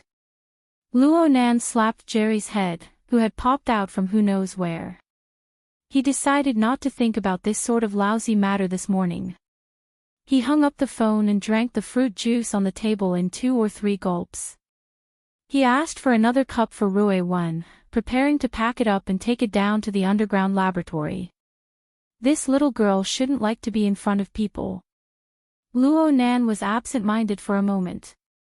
Was this shouldn't what he was thinking? No matter what, he shouldn't verify this matter for the time being. Brother. Nan. Someone suddenly greeted him. When he said brother, he was clearly a bit restrained. This was mainly because he was in front of people. Luonan actually greeted Senior Tian in a very natural manner. The person who came was Tian Chi of Acumen College's Advanced Teaching Department. He was also Senior Tian Ci's cousin, and he was older than Luonan by 3 to 4 years. He called Luonan brother in his heart. After all, he was a child who had been beaten up by the reality of society. He just couldn't wipe his face off in front of people. However, Tian Chi's gaze followed the illumination lights and cast into the bottom of the lake. He saw the enormous devil ray swimming lazily in the deep waters, and his greeting became even more sincere. Brother Nan, it's been a while since I've seen you in the society. I heard you took a leave of absence from school. Yeah. I've been running around a bit more lately. Even when I come, I usually go to the laboratory. I understand. I understand. Tian Chi's gaze unconsciously glanced at the devil ray at the bottom of the lake. Actually, many people in the Mystic Arts Research Society knew that this dangerous mutant that had been tamed disappeared for a period of time last month. It only returned at the beginning of this month. There were even fewer people who knew that the main character of the video of the devil ray flying through the sky that had been wildly popular in Xia City at the beginning of last month was probably the devil ray at the bottom of the lake.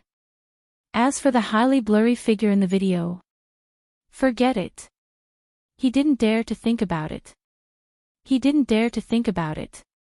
Though he didn't dare to think about it too deeply, Tian Chi still unconsciously moved closer when he saw Luonan. It was good to say a few words. Luonan's polite attitude made his nervous state of mind ease a bit. Right when he wanted to chat a bit more, he saw Luonan wave his hand behind him. The fat-headed and big-eared Jerry had leaped out a bit earlier than Luonan. Tian Chi turned his head and saw Ruewon appear at the entrance of the public activity area. She was wearing the standard summer dress of Acumen College. Jerry rushed directly to Ruewon's feet. He wanted to move closer, but he was a bit afraid. He just circled around her feet. Ruewon had to bend over to pick Jerry up and bring him over. It was quite eye-catching to see a middle and low-grade student appear here during class time. The lively muskrat that moved closer intensified this impression. However, Ruewon's face was even more eye-catching. They could faintly hear someone exclaim in surprise over at the public activity area, "Hold on. This is the demon eye woman, right? Short hair, black eyes, fair skin, and a beautiful appearance. She looks like. Especially that skin. She's from our school." The students of Acumen College possessed the most basic qualities. They suppressed their voices when they exclaimed in surprise. But there weren't many people here to begin with. The corner of the bar was relatively quiet, so the sounds of exclamations and whispers were particularly clear. Luo Nan and Rui Wen obviously heard them loud and clear. Luo Nan looked over there and saw that Rui Wen's jade porcelain-like face didn't fluctuate at all. She was completely unaware that she had become the center of everyone's gazes. Tian Qi also heard them. He knew of this fact earlier than the vast majority of the people here, even though he and Rui Wen had only met a few times. He grinned and took advantage of the fact that Rui Wen hadn't come over yet to come closer. He whispered, "There are quite a few people who are crazy about Rui Wen in the society. It seems like some people have already guessed it. I heard that OK has already gotten someone to inquire about Rui Wen's contact information." OK. Oh, it's that vice president. Luo Nan's impression was that he seemed to be a rather pretentious young man. As for Rui Wen's identity being leaked, it wasn't strange. After all, this little girl was a frequent customer of the Mystic Arts Research Society. Her appearance and temperament were especially outstanding. It was very normal for her to leave an impression on others. Luo Nan smiled at Tian Qi. "Rui Wen's here. Let's go do an experiment. We'll talk next time." "Sure. You busy yourself."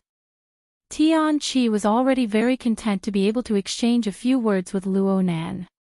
He saw Rui Wen walk over with Jerry in her arms. He stood up and helped her pull out a nearby chair before leaving. However, Rui Wen didn't have any intentions of sitting down. She just looked at Luo Nan. Luo Nan wanted to chat with her some more, but when he saw the little girl's calm and wooden expression, as well as the drinks that were already packed in his hand, he sighed in the end. "Let's go." Luo Nan and Rui Wen didn't do any experiments in Gear's underground laboratory. Instead, they quickly jumped to the cloud world and entered the Misty Maze.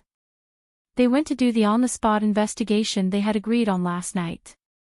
Of course, the on-the-spot investigation was impossible. The area that Rui Wen could currently reach was still out of Luo Nan's reach. Rui Wen clearly had her own considerations regarding this point. Within the tree-hole space that Luo Nan had created to carry material matter, Rui Wen brought up the offline mode drawing software. She referred to the previous records and cast her gaze into the area of the sandstorm outside. At the same time, some of the chaotic fragments that whistled through the air displayed a few special trajectories. They gradually took shape and formed into a scale. They were like thousands of ravines in the depths of the shattered wilderness. There was an underground river that meandered and flowed. Chapter 11:16. Wow! Rui Wen's move was very beautiful. Luo Nan knew that Rui Wen had used some sort of method to transfer the sketches stored in her drawing software into the mist maze.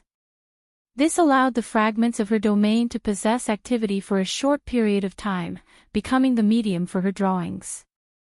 This was similar to Luo Nan's previous demonstration using water vapor, but the difficulty was far higher.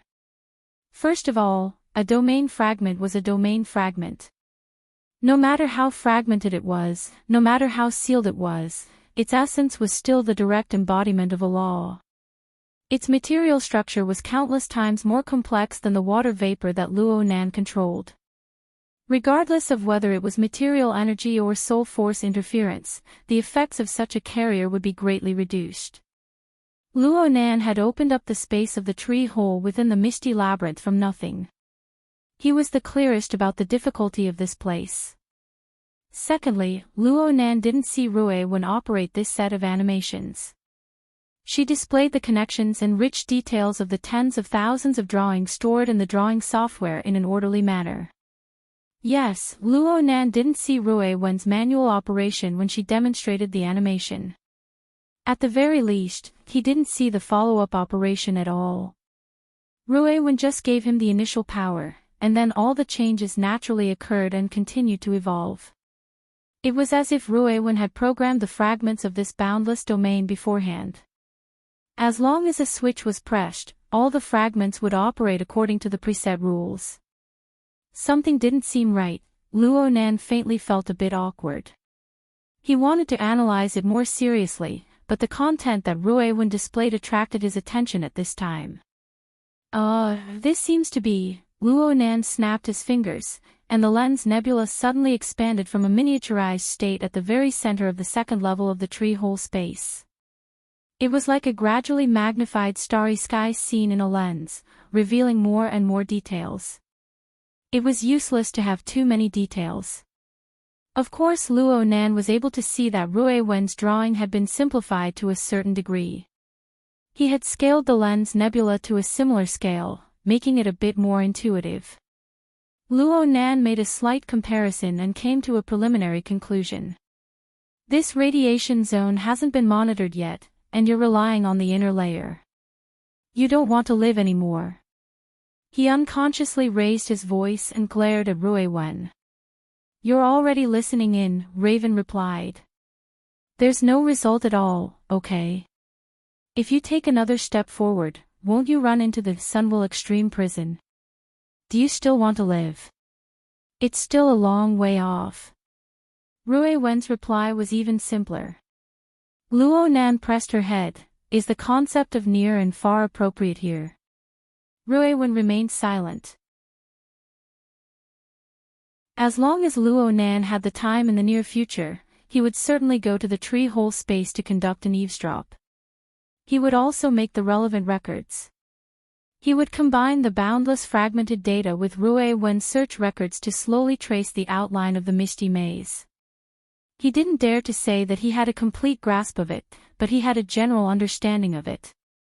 The core of the maze was, of course, the Sunwell Extreme Hell.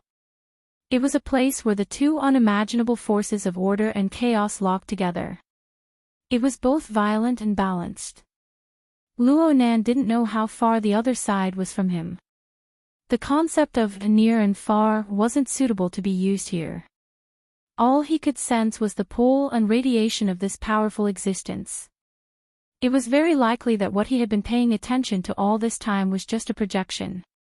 The main body was still countless light years away. But it was also possible that he would fall into the fatal gravitational sphere if he took another step into the misty labyrinth. It would be impossible for him to climb out. Luonan had consecutively created two world-class events, the light of the polar domain and the daytime nightmare, within half a year. He understood the terror of the Sunwell Extreme Hell better than anyone else.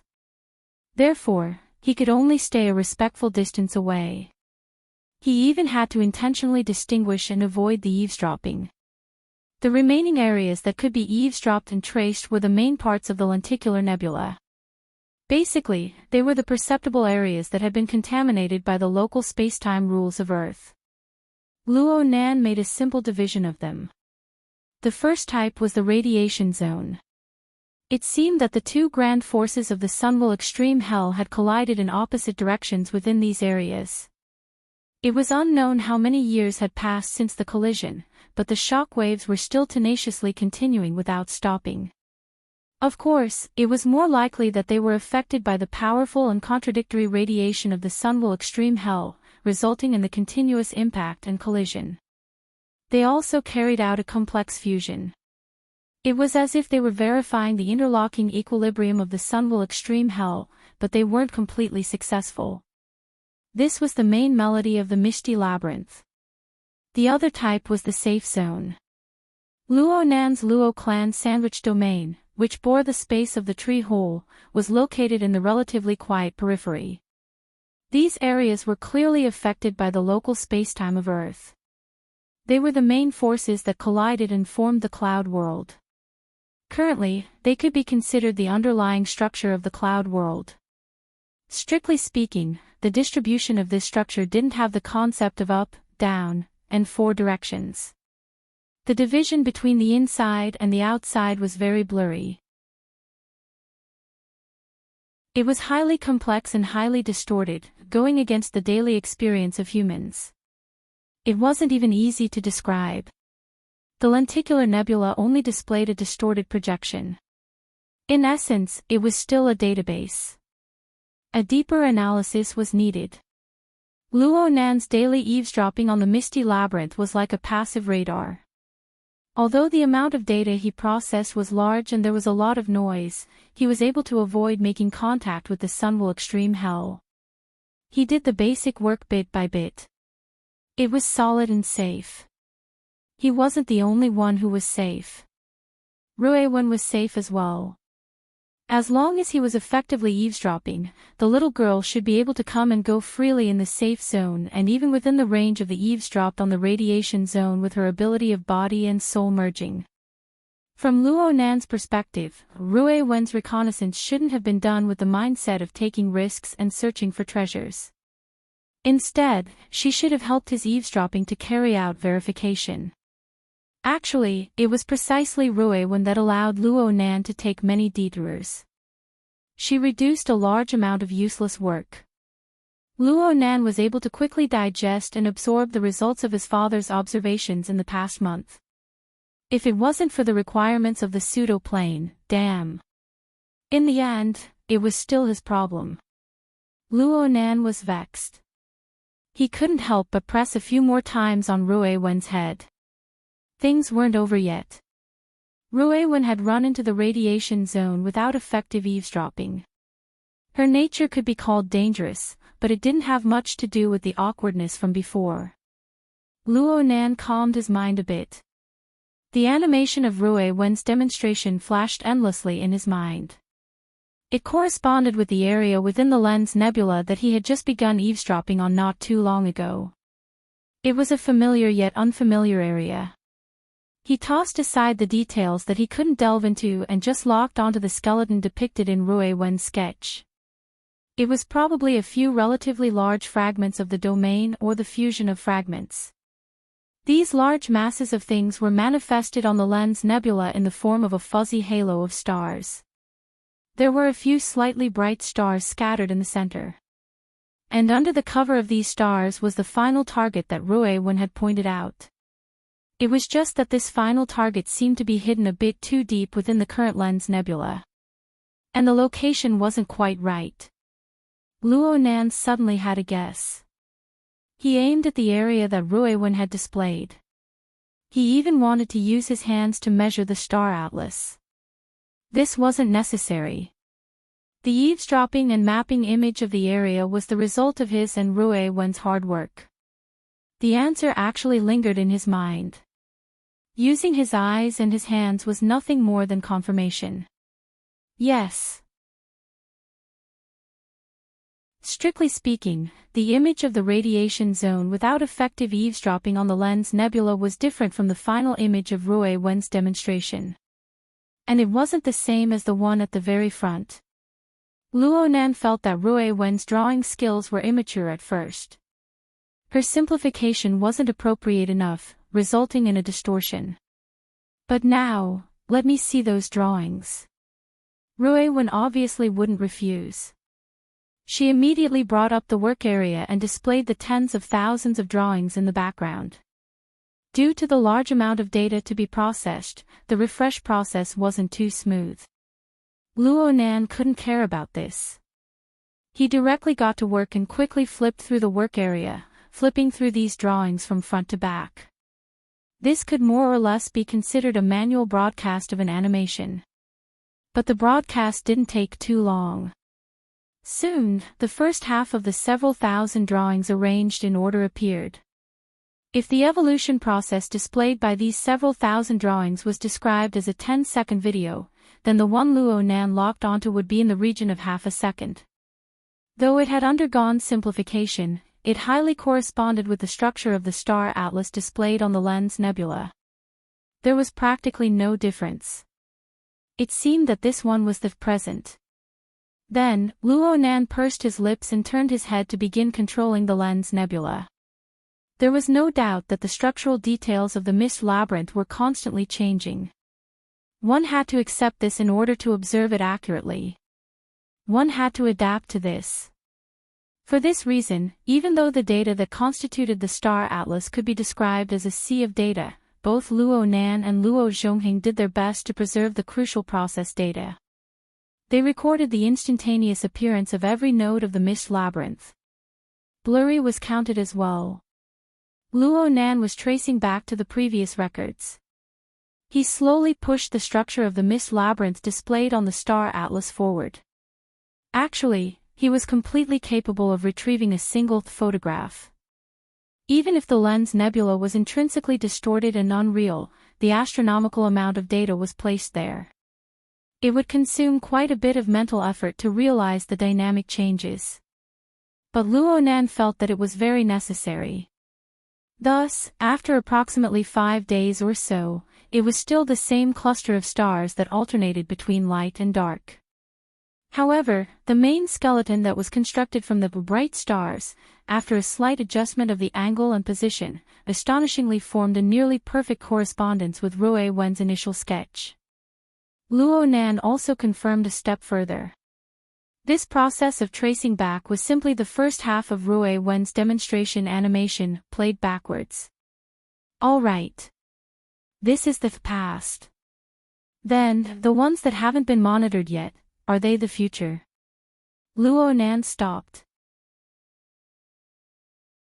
His forehead and the back of his head were slightly sweating. One reason was because of the mental effort consumed. The other reason was because he suddenly discovered that his talent and strength towards Rui Wen, he never understood it from start to finish.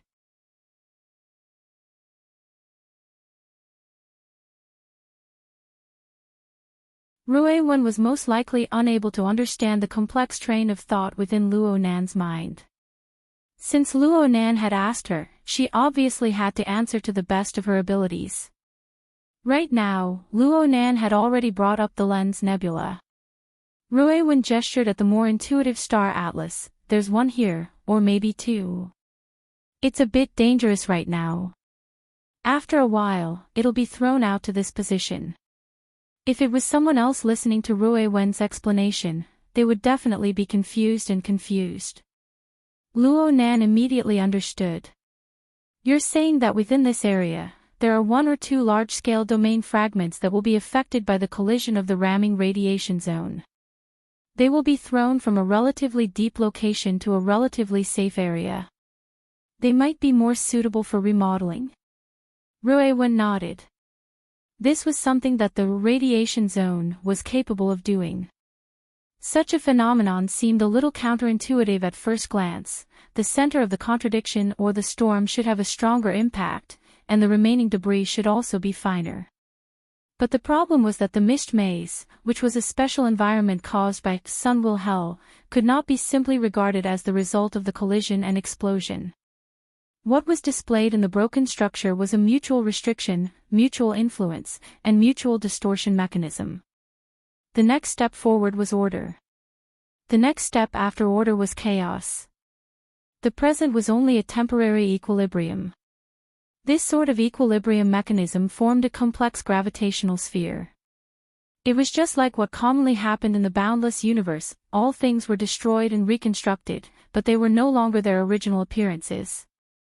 And this led to a direct result. The closer one got to the danger zone of the gravitational sphere, the more resources one could use.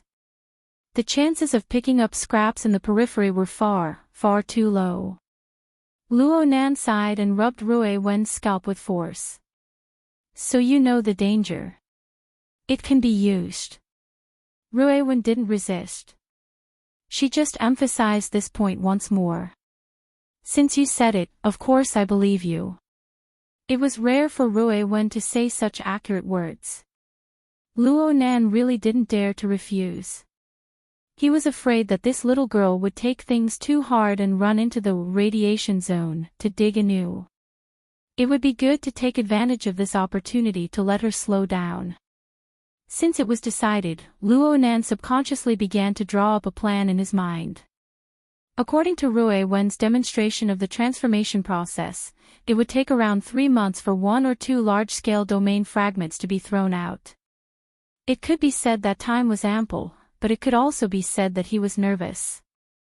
First, he needed to conduct a step further of monitoring.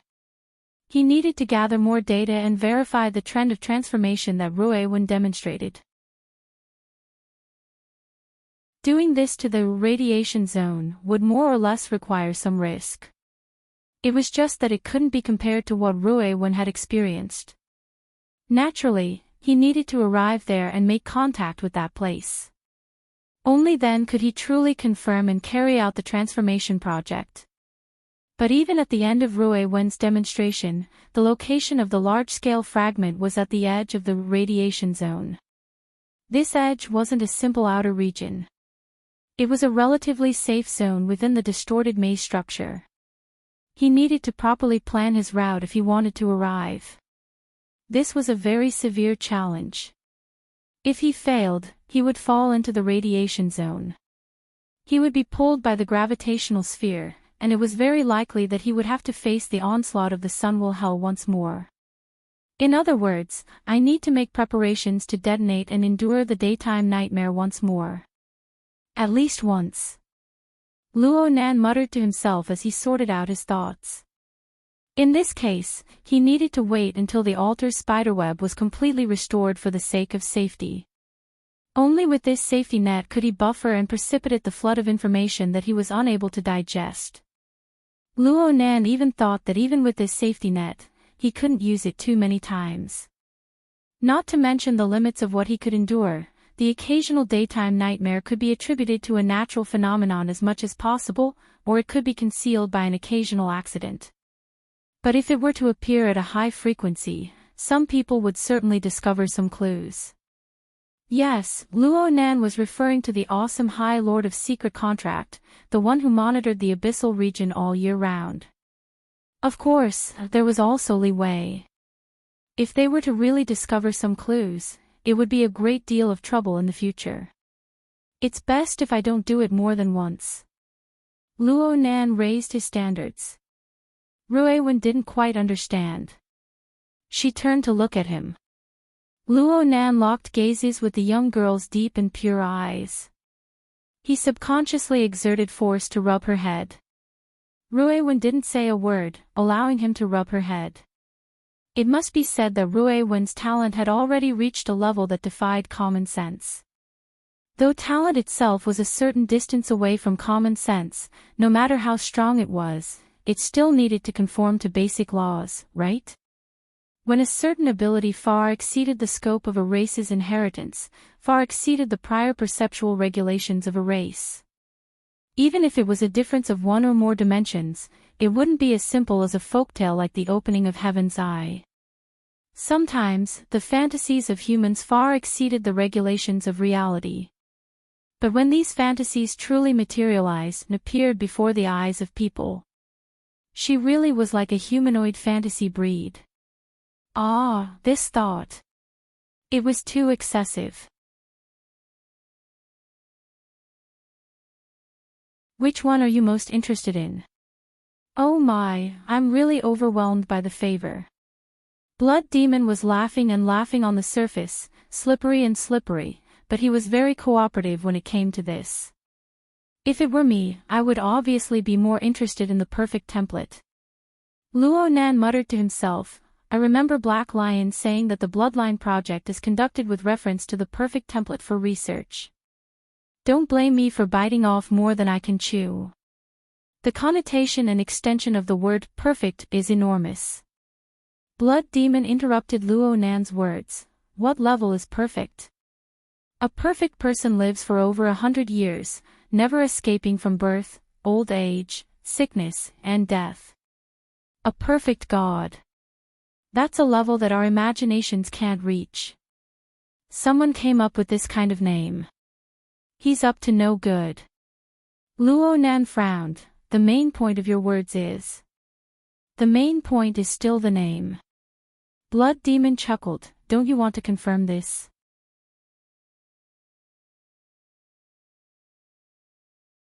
Chapter 11:18. No, I just wanted to ask about Ruiwen.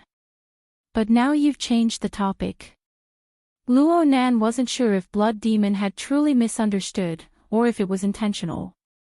At a time like this, listening more and talking less was correct, but it was hard to understand without a head or tail. Luo Nan added vaguely, "You can help me sort out the clues." Blood Demon gladly agreed, "There are some things I need to ponder over." The Deep Blue project has been in development for less than a decade. The related products come one generation after another. The military's similar self-research projects are suppressed to the point where they can't lift their heads. The Bloodline project was established a generation earlier than Deep Blue. Not a single reliable rumor has leaked out, but there are still people madly pouring money into it. As far as I know, similar projects that are unrelated to the Apocalypse Laboratory have received less and less sponsorship in recent years. Especially the funding from the top circles of the rich and powerful. Oh my, it's truly a tragic sight. What does this mean? It means that your investment has failed. Luo Nan responded in his mind for the first time, but he remained silent in reality. The Blood Demon didn't have the ability of telepathy. He continued, "Is it because those rich people who have buried their necks in the soil are staking it all on one throw? Do they trust Li Wei that much? Do they trust this highly dangerous fellow of unknown origin? I can believe that one person is retarded, but all of them are retarded. It's better to believe that Li Wei has cast a collective curse on them." Luo Nan felt that Blood Demon could be a bit more direct. "So, brother, you need to know that Li Wei is a fellow who is very good at persuading people. He is the expert who knows how to fight for research funding. He's on a completely different level than those great hoodwinkers who are used to using PowerPoint to tell stories. He's much better at using facts. At the very least, the salivating prospects that are based on a partial truth to convince people." The Li Wei that Blood Demon spoke of sounded more like the boss of a school. Luo Nan's lips twitched. "So, the results of the Bloodline project have already been placed before those people's eyes. They have obtained approval. Yes, they should have achieved extraordinary success." Luo Nan's mind suddenly stirred when he said the word extraordinary. A few faintly discernible figures quickly flashed through his mind, but his mouth didn't pause. If you want to prove your success, you have to do it in a circle that's neither too big nor too small. Success itself needs some fame, but you have to do it discreetly. Most of the time, you have to change your appearance. It's still success, but what they think of as success is different from what we think of as success. In the end, the Bloodline project is a project to study people. This fellow Blood Demon seemed to have a carefree and uninhibited appearance, but his mind was unexpectedly a bit dark. "You're quite confident in Li Wei." "No. I just hope that you can take things a step further before you go to Ha City. After all, the entire world knows that you're competing with Li Wei. You can't not understand the weight on the other side before you go to the boxing stage, right?" Blood Demon spoke in a candid manner. "We can be considered to be on the same side right now. I have to do a bit of a reminder. A reminder that Li Wei's energy is beyond imagination." Luo Nan grew more and more suspicious that Blood Demon's misunderstanding today was intentional. This fellow seemed to have been waiting for such an opportunity. Blood Demon chuckled, "Speaking of energy, I've thought of another example. You should know that the situation here isn't too good." "Yes, I know." Though Luo Nan resided in Xia City, he was constantly paying attention to Ha City, the center of the storm of the mutant infection outbreak. He was even secretly drawing portraits of the large quantities of mutant-infected people in the city, establishing a model for the step selection of Phase 2 infected people. Plus, he had gathered all sorts of news and intelligence reports. His understanding of Ha City was no less than anyone else's.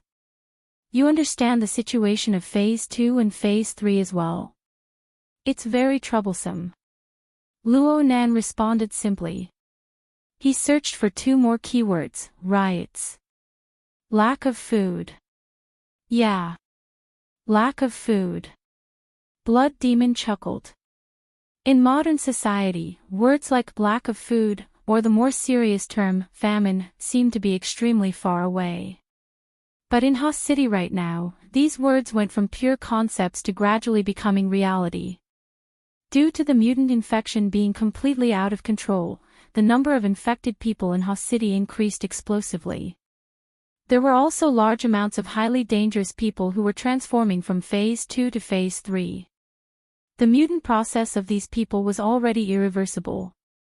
Their primordial genes had collapsed and mutated. They were rapidly transforming in the direction of mutant species. This transformation process was extremely fast, and it involved a mutation on the fleshly plane. It was necessary to absorb large amounts of squandered energy in a short period of time. Such an energy requirement was destined to be impossible to satisfy with 3 normal meals a day. Therefore, the infected in this stage would transform into the craziest of predators. Under the drive of chaotic and manic emotions, they would seize all resources that they could use. Things that could be edible and digestible were included. From ordinary food to other fleshly creatures, including people. In a normal city, the appearance of 1 or 2 infected people like this could lead to a series of bloody cases. And in today's Hoth City, there were far more than 1 or 200 or even 1 or 2,000 infected people. Thus, riots, massacres, and even famines emerged as the times required. Mutant conversion was an inefficient energy intake method that relied on probability. It would inevitably lead to a large amount of waste. In addition to the influence of social unrest, Hoth City's basic mode of existence as a modern metropolis had nearly completely collapsed. Luo Nan was recalling and also monitoring Hoth City's situation in real time. If Hoth City continues to be in this state, the aid will not be able to keep up. It will be hard to avoid a great famine. However, the current situation is more of a temporary phenomenon caused by accidents, right? There was no need for secret intelligence. Right now, a few conservative news channels were reporting over and over again. Hoth City's largest cultivation buildings had caught fire and exploded due to the effects of the riots. The energy supply lines were destroyed, and a considerable portion of the food that was about to be harvested and sold on the market was destroyed. This caused the price of food in the city to skyrocket. The citizens were panic-stricken and panic-stricken. Bread was hard to find. Let's not discuss lack of food, or famine, today. Blood Demon chuckled twice. The example I'm looking for is actually the cultivation buildings. Oh. You know that the cultivation buildings were one of the most important foundational supports for several dozen large metropolises to be built after World War III. Right now, the world's population of 10 billion has already recovered to the level it was before World War III. The population of 10 billion before World War III was basically the limit that the world could bear. After World War III, the world's arable land area exploded from 17 million square kilometers to 1.7 million square kilometers. Under these circumstances, the world was able to support the same number of people even though it had shrunk by 90%. That's right. Luo Nan knew this knowledge since he was in elementary school. The cultivation buildings were undoubtedly the crystallization of the world's agricultural, chemical, and energy technologies that advanced by leaps and bounds. It was also a necessary test point for geography or biology tests. Blood Demon suddenly asked, "What is the essence of the cultivation buildings?" Luo Nan answered without hesitation, "Energy in exchange for output." Where does energy come from? Fusion reactors. Where does fusion reactors come from? From. Luo Nan was suddenly stuck. He didn't continue for a time. Blood Demon continued to ask him, unwilling to let him go. Where does fusion reactors come from? Who holds the technology patents? Why is it that before World War III, the practical application of fusion reactors was always 50 years later? Why did this technology suddenly mature after the war when everything was in ruins? It went from practical application to miniaturization in one go. Luo Nan couldn't answer. Blood Demon still didn't give up. At present, fusion reactors still use magnetic confinement fusion technology. Room temperature superconductors must be used to form an ultra-strong magnetic field. Where does this special, cutting-edge material come from? Okay. Where? Luonan asked, knowing the answer. Blood Demon's answer was nothing new. Deep Blue World. Li Wei sighed.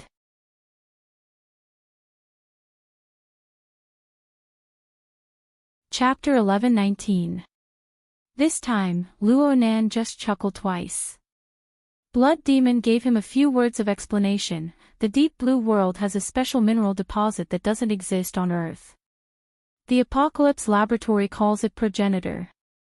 Its specific properties aren't too clear, but it's said to be a half-energized marvel. It's extremely difficult to harvest. Some intelligence says that it's impossible to do with the current level of technology. Of course, it's hard to say whether or not Li Wei can succeed. Progenitor. Is it the type that the Deep Blue Walkers use as fuel for their backup energy system?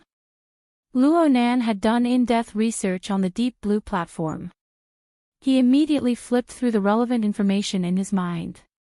That's progenitor with low purity. To be precise, it's just the impurities of or that have received the energy radiation of progenitor.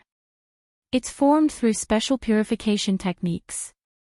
It can barely be considered a companion ore. No, it really can't be considered a companion ore. The true companion ore is none other than the super-strong magnetic field that wraps the progenitor ore within, the ghost stone. This is the origin of the superconducting revolution after World War III. The electrical signal that carried Blood Demon's explanation was transformed into sound waves that entered Luonan's ears. It stirred, causing him to let out an extremely faint sigh. The superconducting revolution. TSK. Another pillar of the modern metropolis, the transportation and energy supply network that was like the blood vessels of the human body, as well as the countless basic materials and technical fields, were actually engraved with Li Wei's imprint from the very roots. Li Wei was truly a boss-type fellow. And this was just the part that he had shown to the people. Many people, including Blood Demon, should be able to guess that the core that supported this powerful power far surpassed the level that Earth's current civilization should be able to display. But so far, Luonan had not seen any particularly obvious or decisive evidence, be it from the mouth of the Blood Demon or from the information he had obtained from his own understanding. If given the chance, there would probably be quite a few people in the world who would grab Luonan by the collar and interrogate him. Where in the world did you copy that configuration and superconfiguration theory from? But Li Wei didn't seem to know where to start even if they were to interrogate him. In this regard, he seemed to be a bit more low-key than Luonan. Frankly speaking, this was because of Li Wei's deep foundation on Earth. It was incomparable. This demon from beyond could not be viewed as a simple isolated individual. It was just like in an RPG game. Before seeing the final boss, one would have to struggle through endless levels for a while. Luonan thought for a few seconds. Then he thought about it and finally chuckled. Okay, I get it. Thanks for telling me. Let's talk in detail when we meet later. After thinking about it for a while, he finally chuckled and said, All right, I understand. Thank you for telling me. Let's talk in detail when we meet again. Blood Demon replied, Sure. We'll talk in detail when we meet. The call ended, and Luonan could not help but think a few more things. Li Wei had such a common and close relationship with the extraordinaries of the world. What about the Blood Demon? Blood Demon Demon Luo Demon Demon Blood Demon. Luonan actually didn't feel anything strange at all. He shook his head slightly and strolled through the underground laboratory. This position was merely a few walls away from the independent power station that supplied energy to the entire North Bank gear. With Luonan's perceptual acuity, he was even able to clearly hear the humming roar of the operation of the energy furnace. Luo Nan's thoughts drifted a bit when he heard this voice. He still remembered that he had borrowed the power station's reserve energy to discover some of the secrets of the external neuron. Now that he thought about it, there were many details that could be explored. In today's world, all technological devices, at least intelligent electrical devices, had no resistance against the external neuron. Well, it should be said that the dynamo core products that Luo Nan had seen were in a nearly defenseless state. At first, Luo Nan treated it as an extraterrestrial higher-level civilization crushing a lower-level civilization. But as he continued to study and research, especially after the experience at the relay station, he gained a deeper understanding of dynamo core technology. All sorts of functions that came from the unknown returned to the plane of reality. Some functional domains of dynamo core technology were more mystical than what Luo Nan imagined. But some of them still had inherent limitations. They had to conform to basic laws no matter what. For example, the control of electrical devices. If the two structures were completely different, even the lowest level of information coding was different, what control was there to talk about? The reason why dynamo core products were able to do this was because there was no difference in the lowest level. Instead, there was a high degree of convergence. The dynamo core technology that came from the depths of the distant starry sky was completely compatible with the information technology of Earth. Weren't there too many coincidences in the universe? Luo Nan was more convinced that there was a long and deep fusion going on inside than this kind of imagination. Moreover, the weak side was leaning towards the strong side. It was truly meticulous. Luo Nan had already walked out of the North Shore jungle while his thoughts were floating. He arrived at the empty campus. Since it was class time, there were very few people on the large campus of Acumen College. The few people he saw were all in a hurry. Most of the students and teachers were arranged according to their classes. They were arranged into classrooms of various sizes. The school had its own rules and regulations to restrict them.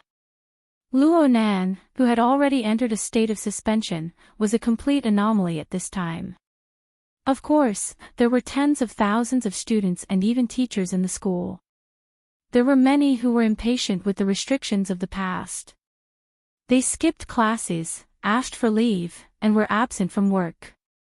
Even though some people were in the classroom, their minds were wandering.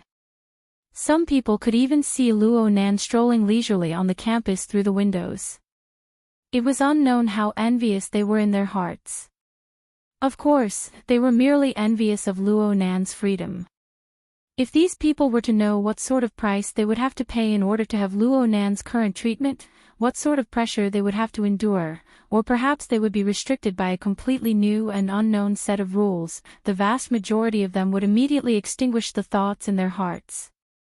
After all, if you had to completely change your current lifestyle habits, even if you had to bet your future as the price, most people would feel that there was nothing wrong with the present. This was habit and order. Luo Nan absolutely did not dislike order. He even had a relatively strong inclination towards order. But once he clearly identified the layer of darkness that covered the skeleton that supported this layer of order on the surface, the inner marrow that quietly grew within it, and the genes and cells that were rooted upon it, a heavy pressure spontaneously arose from the bottom of his heart. Vaguely, this pressure seemed to transform into a dense demonic shadow that silently pressed against the back of his head. It could break his flesh and scrape his bones at any time to deal a fatal blow. At this time, the so-called order was quite hateful. Luo Nan rubbed the back of his head and muttered to himself, in order to maintain the entropy decrease within a system, there must be a channel to handle the entropy increase. That channel. Where is the sewage pipe that conforms to the relevant magnitude? If he wanted to subvert this order, where should he start? June 16, 2097. The third Sunday of June. Influenced by a certain powerful civilization before the Third World War, it was also known as Father's Day. It was basically one of the world's commemorative days of consumerism. This morning, Luo Nan's family finally broke free from the demonic claws woven by Mrs. Luo Shuqing and the home AI, Old Mo. After working overtime for many days, Uncle Mo Haihang finally had the time to rest. He personally cooked a sumptuous and delicious breakfast for everyone. And today, the entire family was gathered together. Even that idiot Mo Peng actually crawled out of bed before lunch on the weekend. The 6 of them surrounded the table. Don't let those old matters cause problems in the end before the mutation infection is messed up. Mo Haihang shook his head. It's not easy to go through the files. He played the same old trick, casually changing the topic. He looked at Luo Nan. You're going out today. Luo Nan grinned. Yeah, I came back before dinner. You're tuning into the Journey of the Soul YouTube channel. Don't forget to subscribe and join us on this journey to catch the most captivating stories.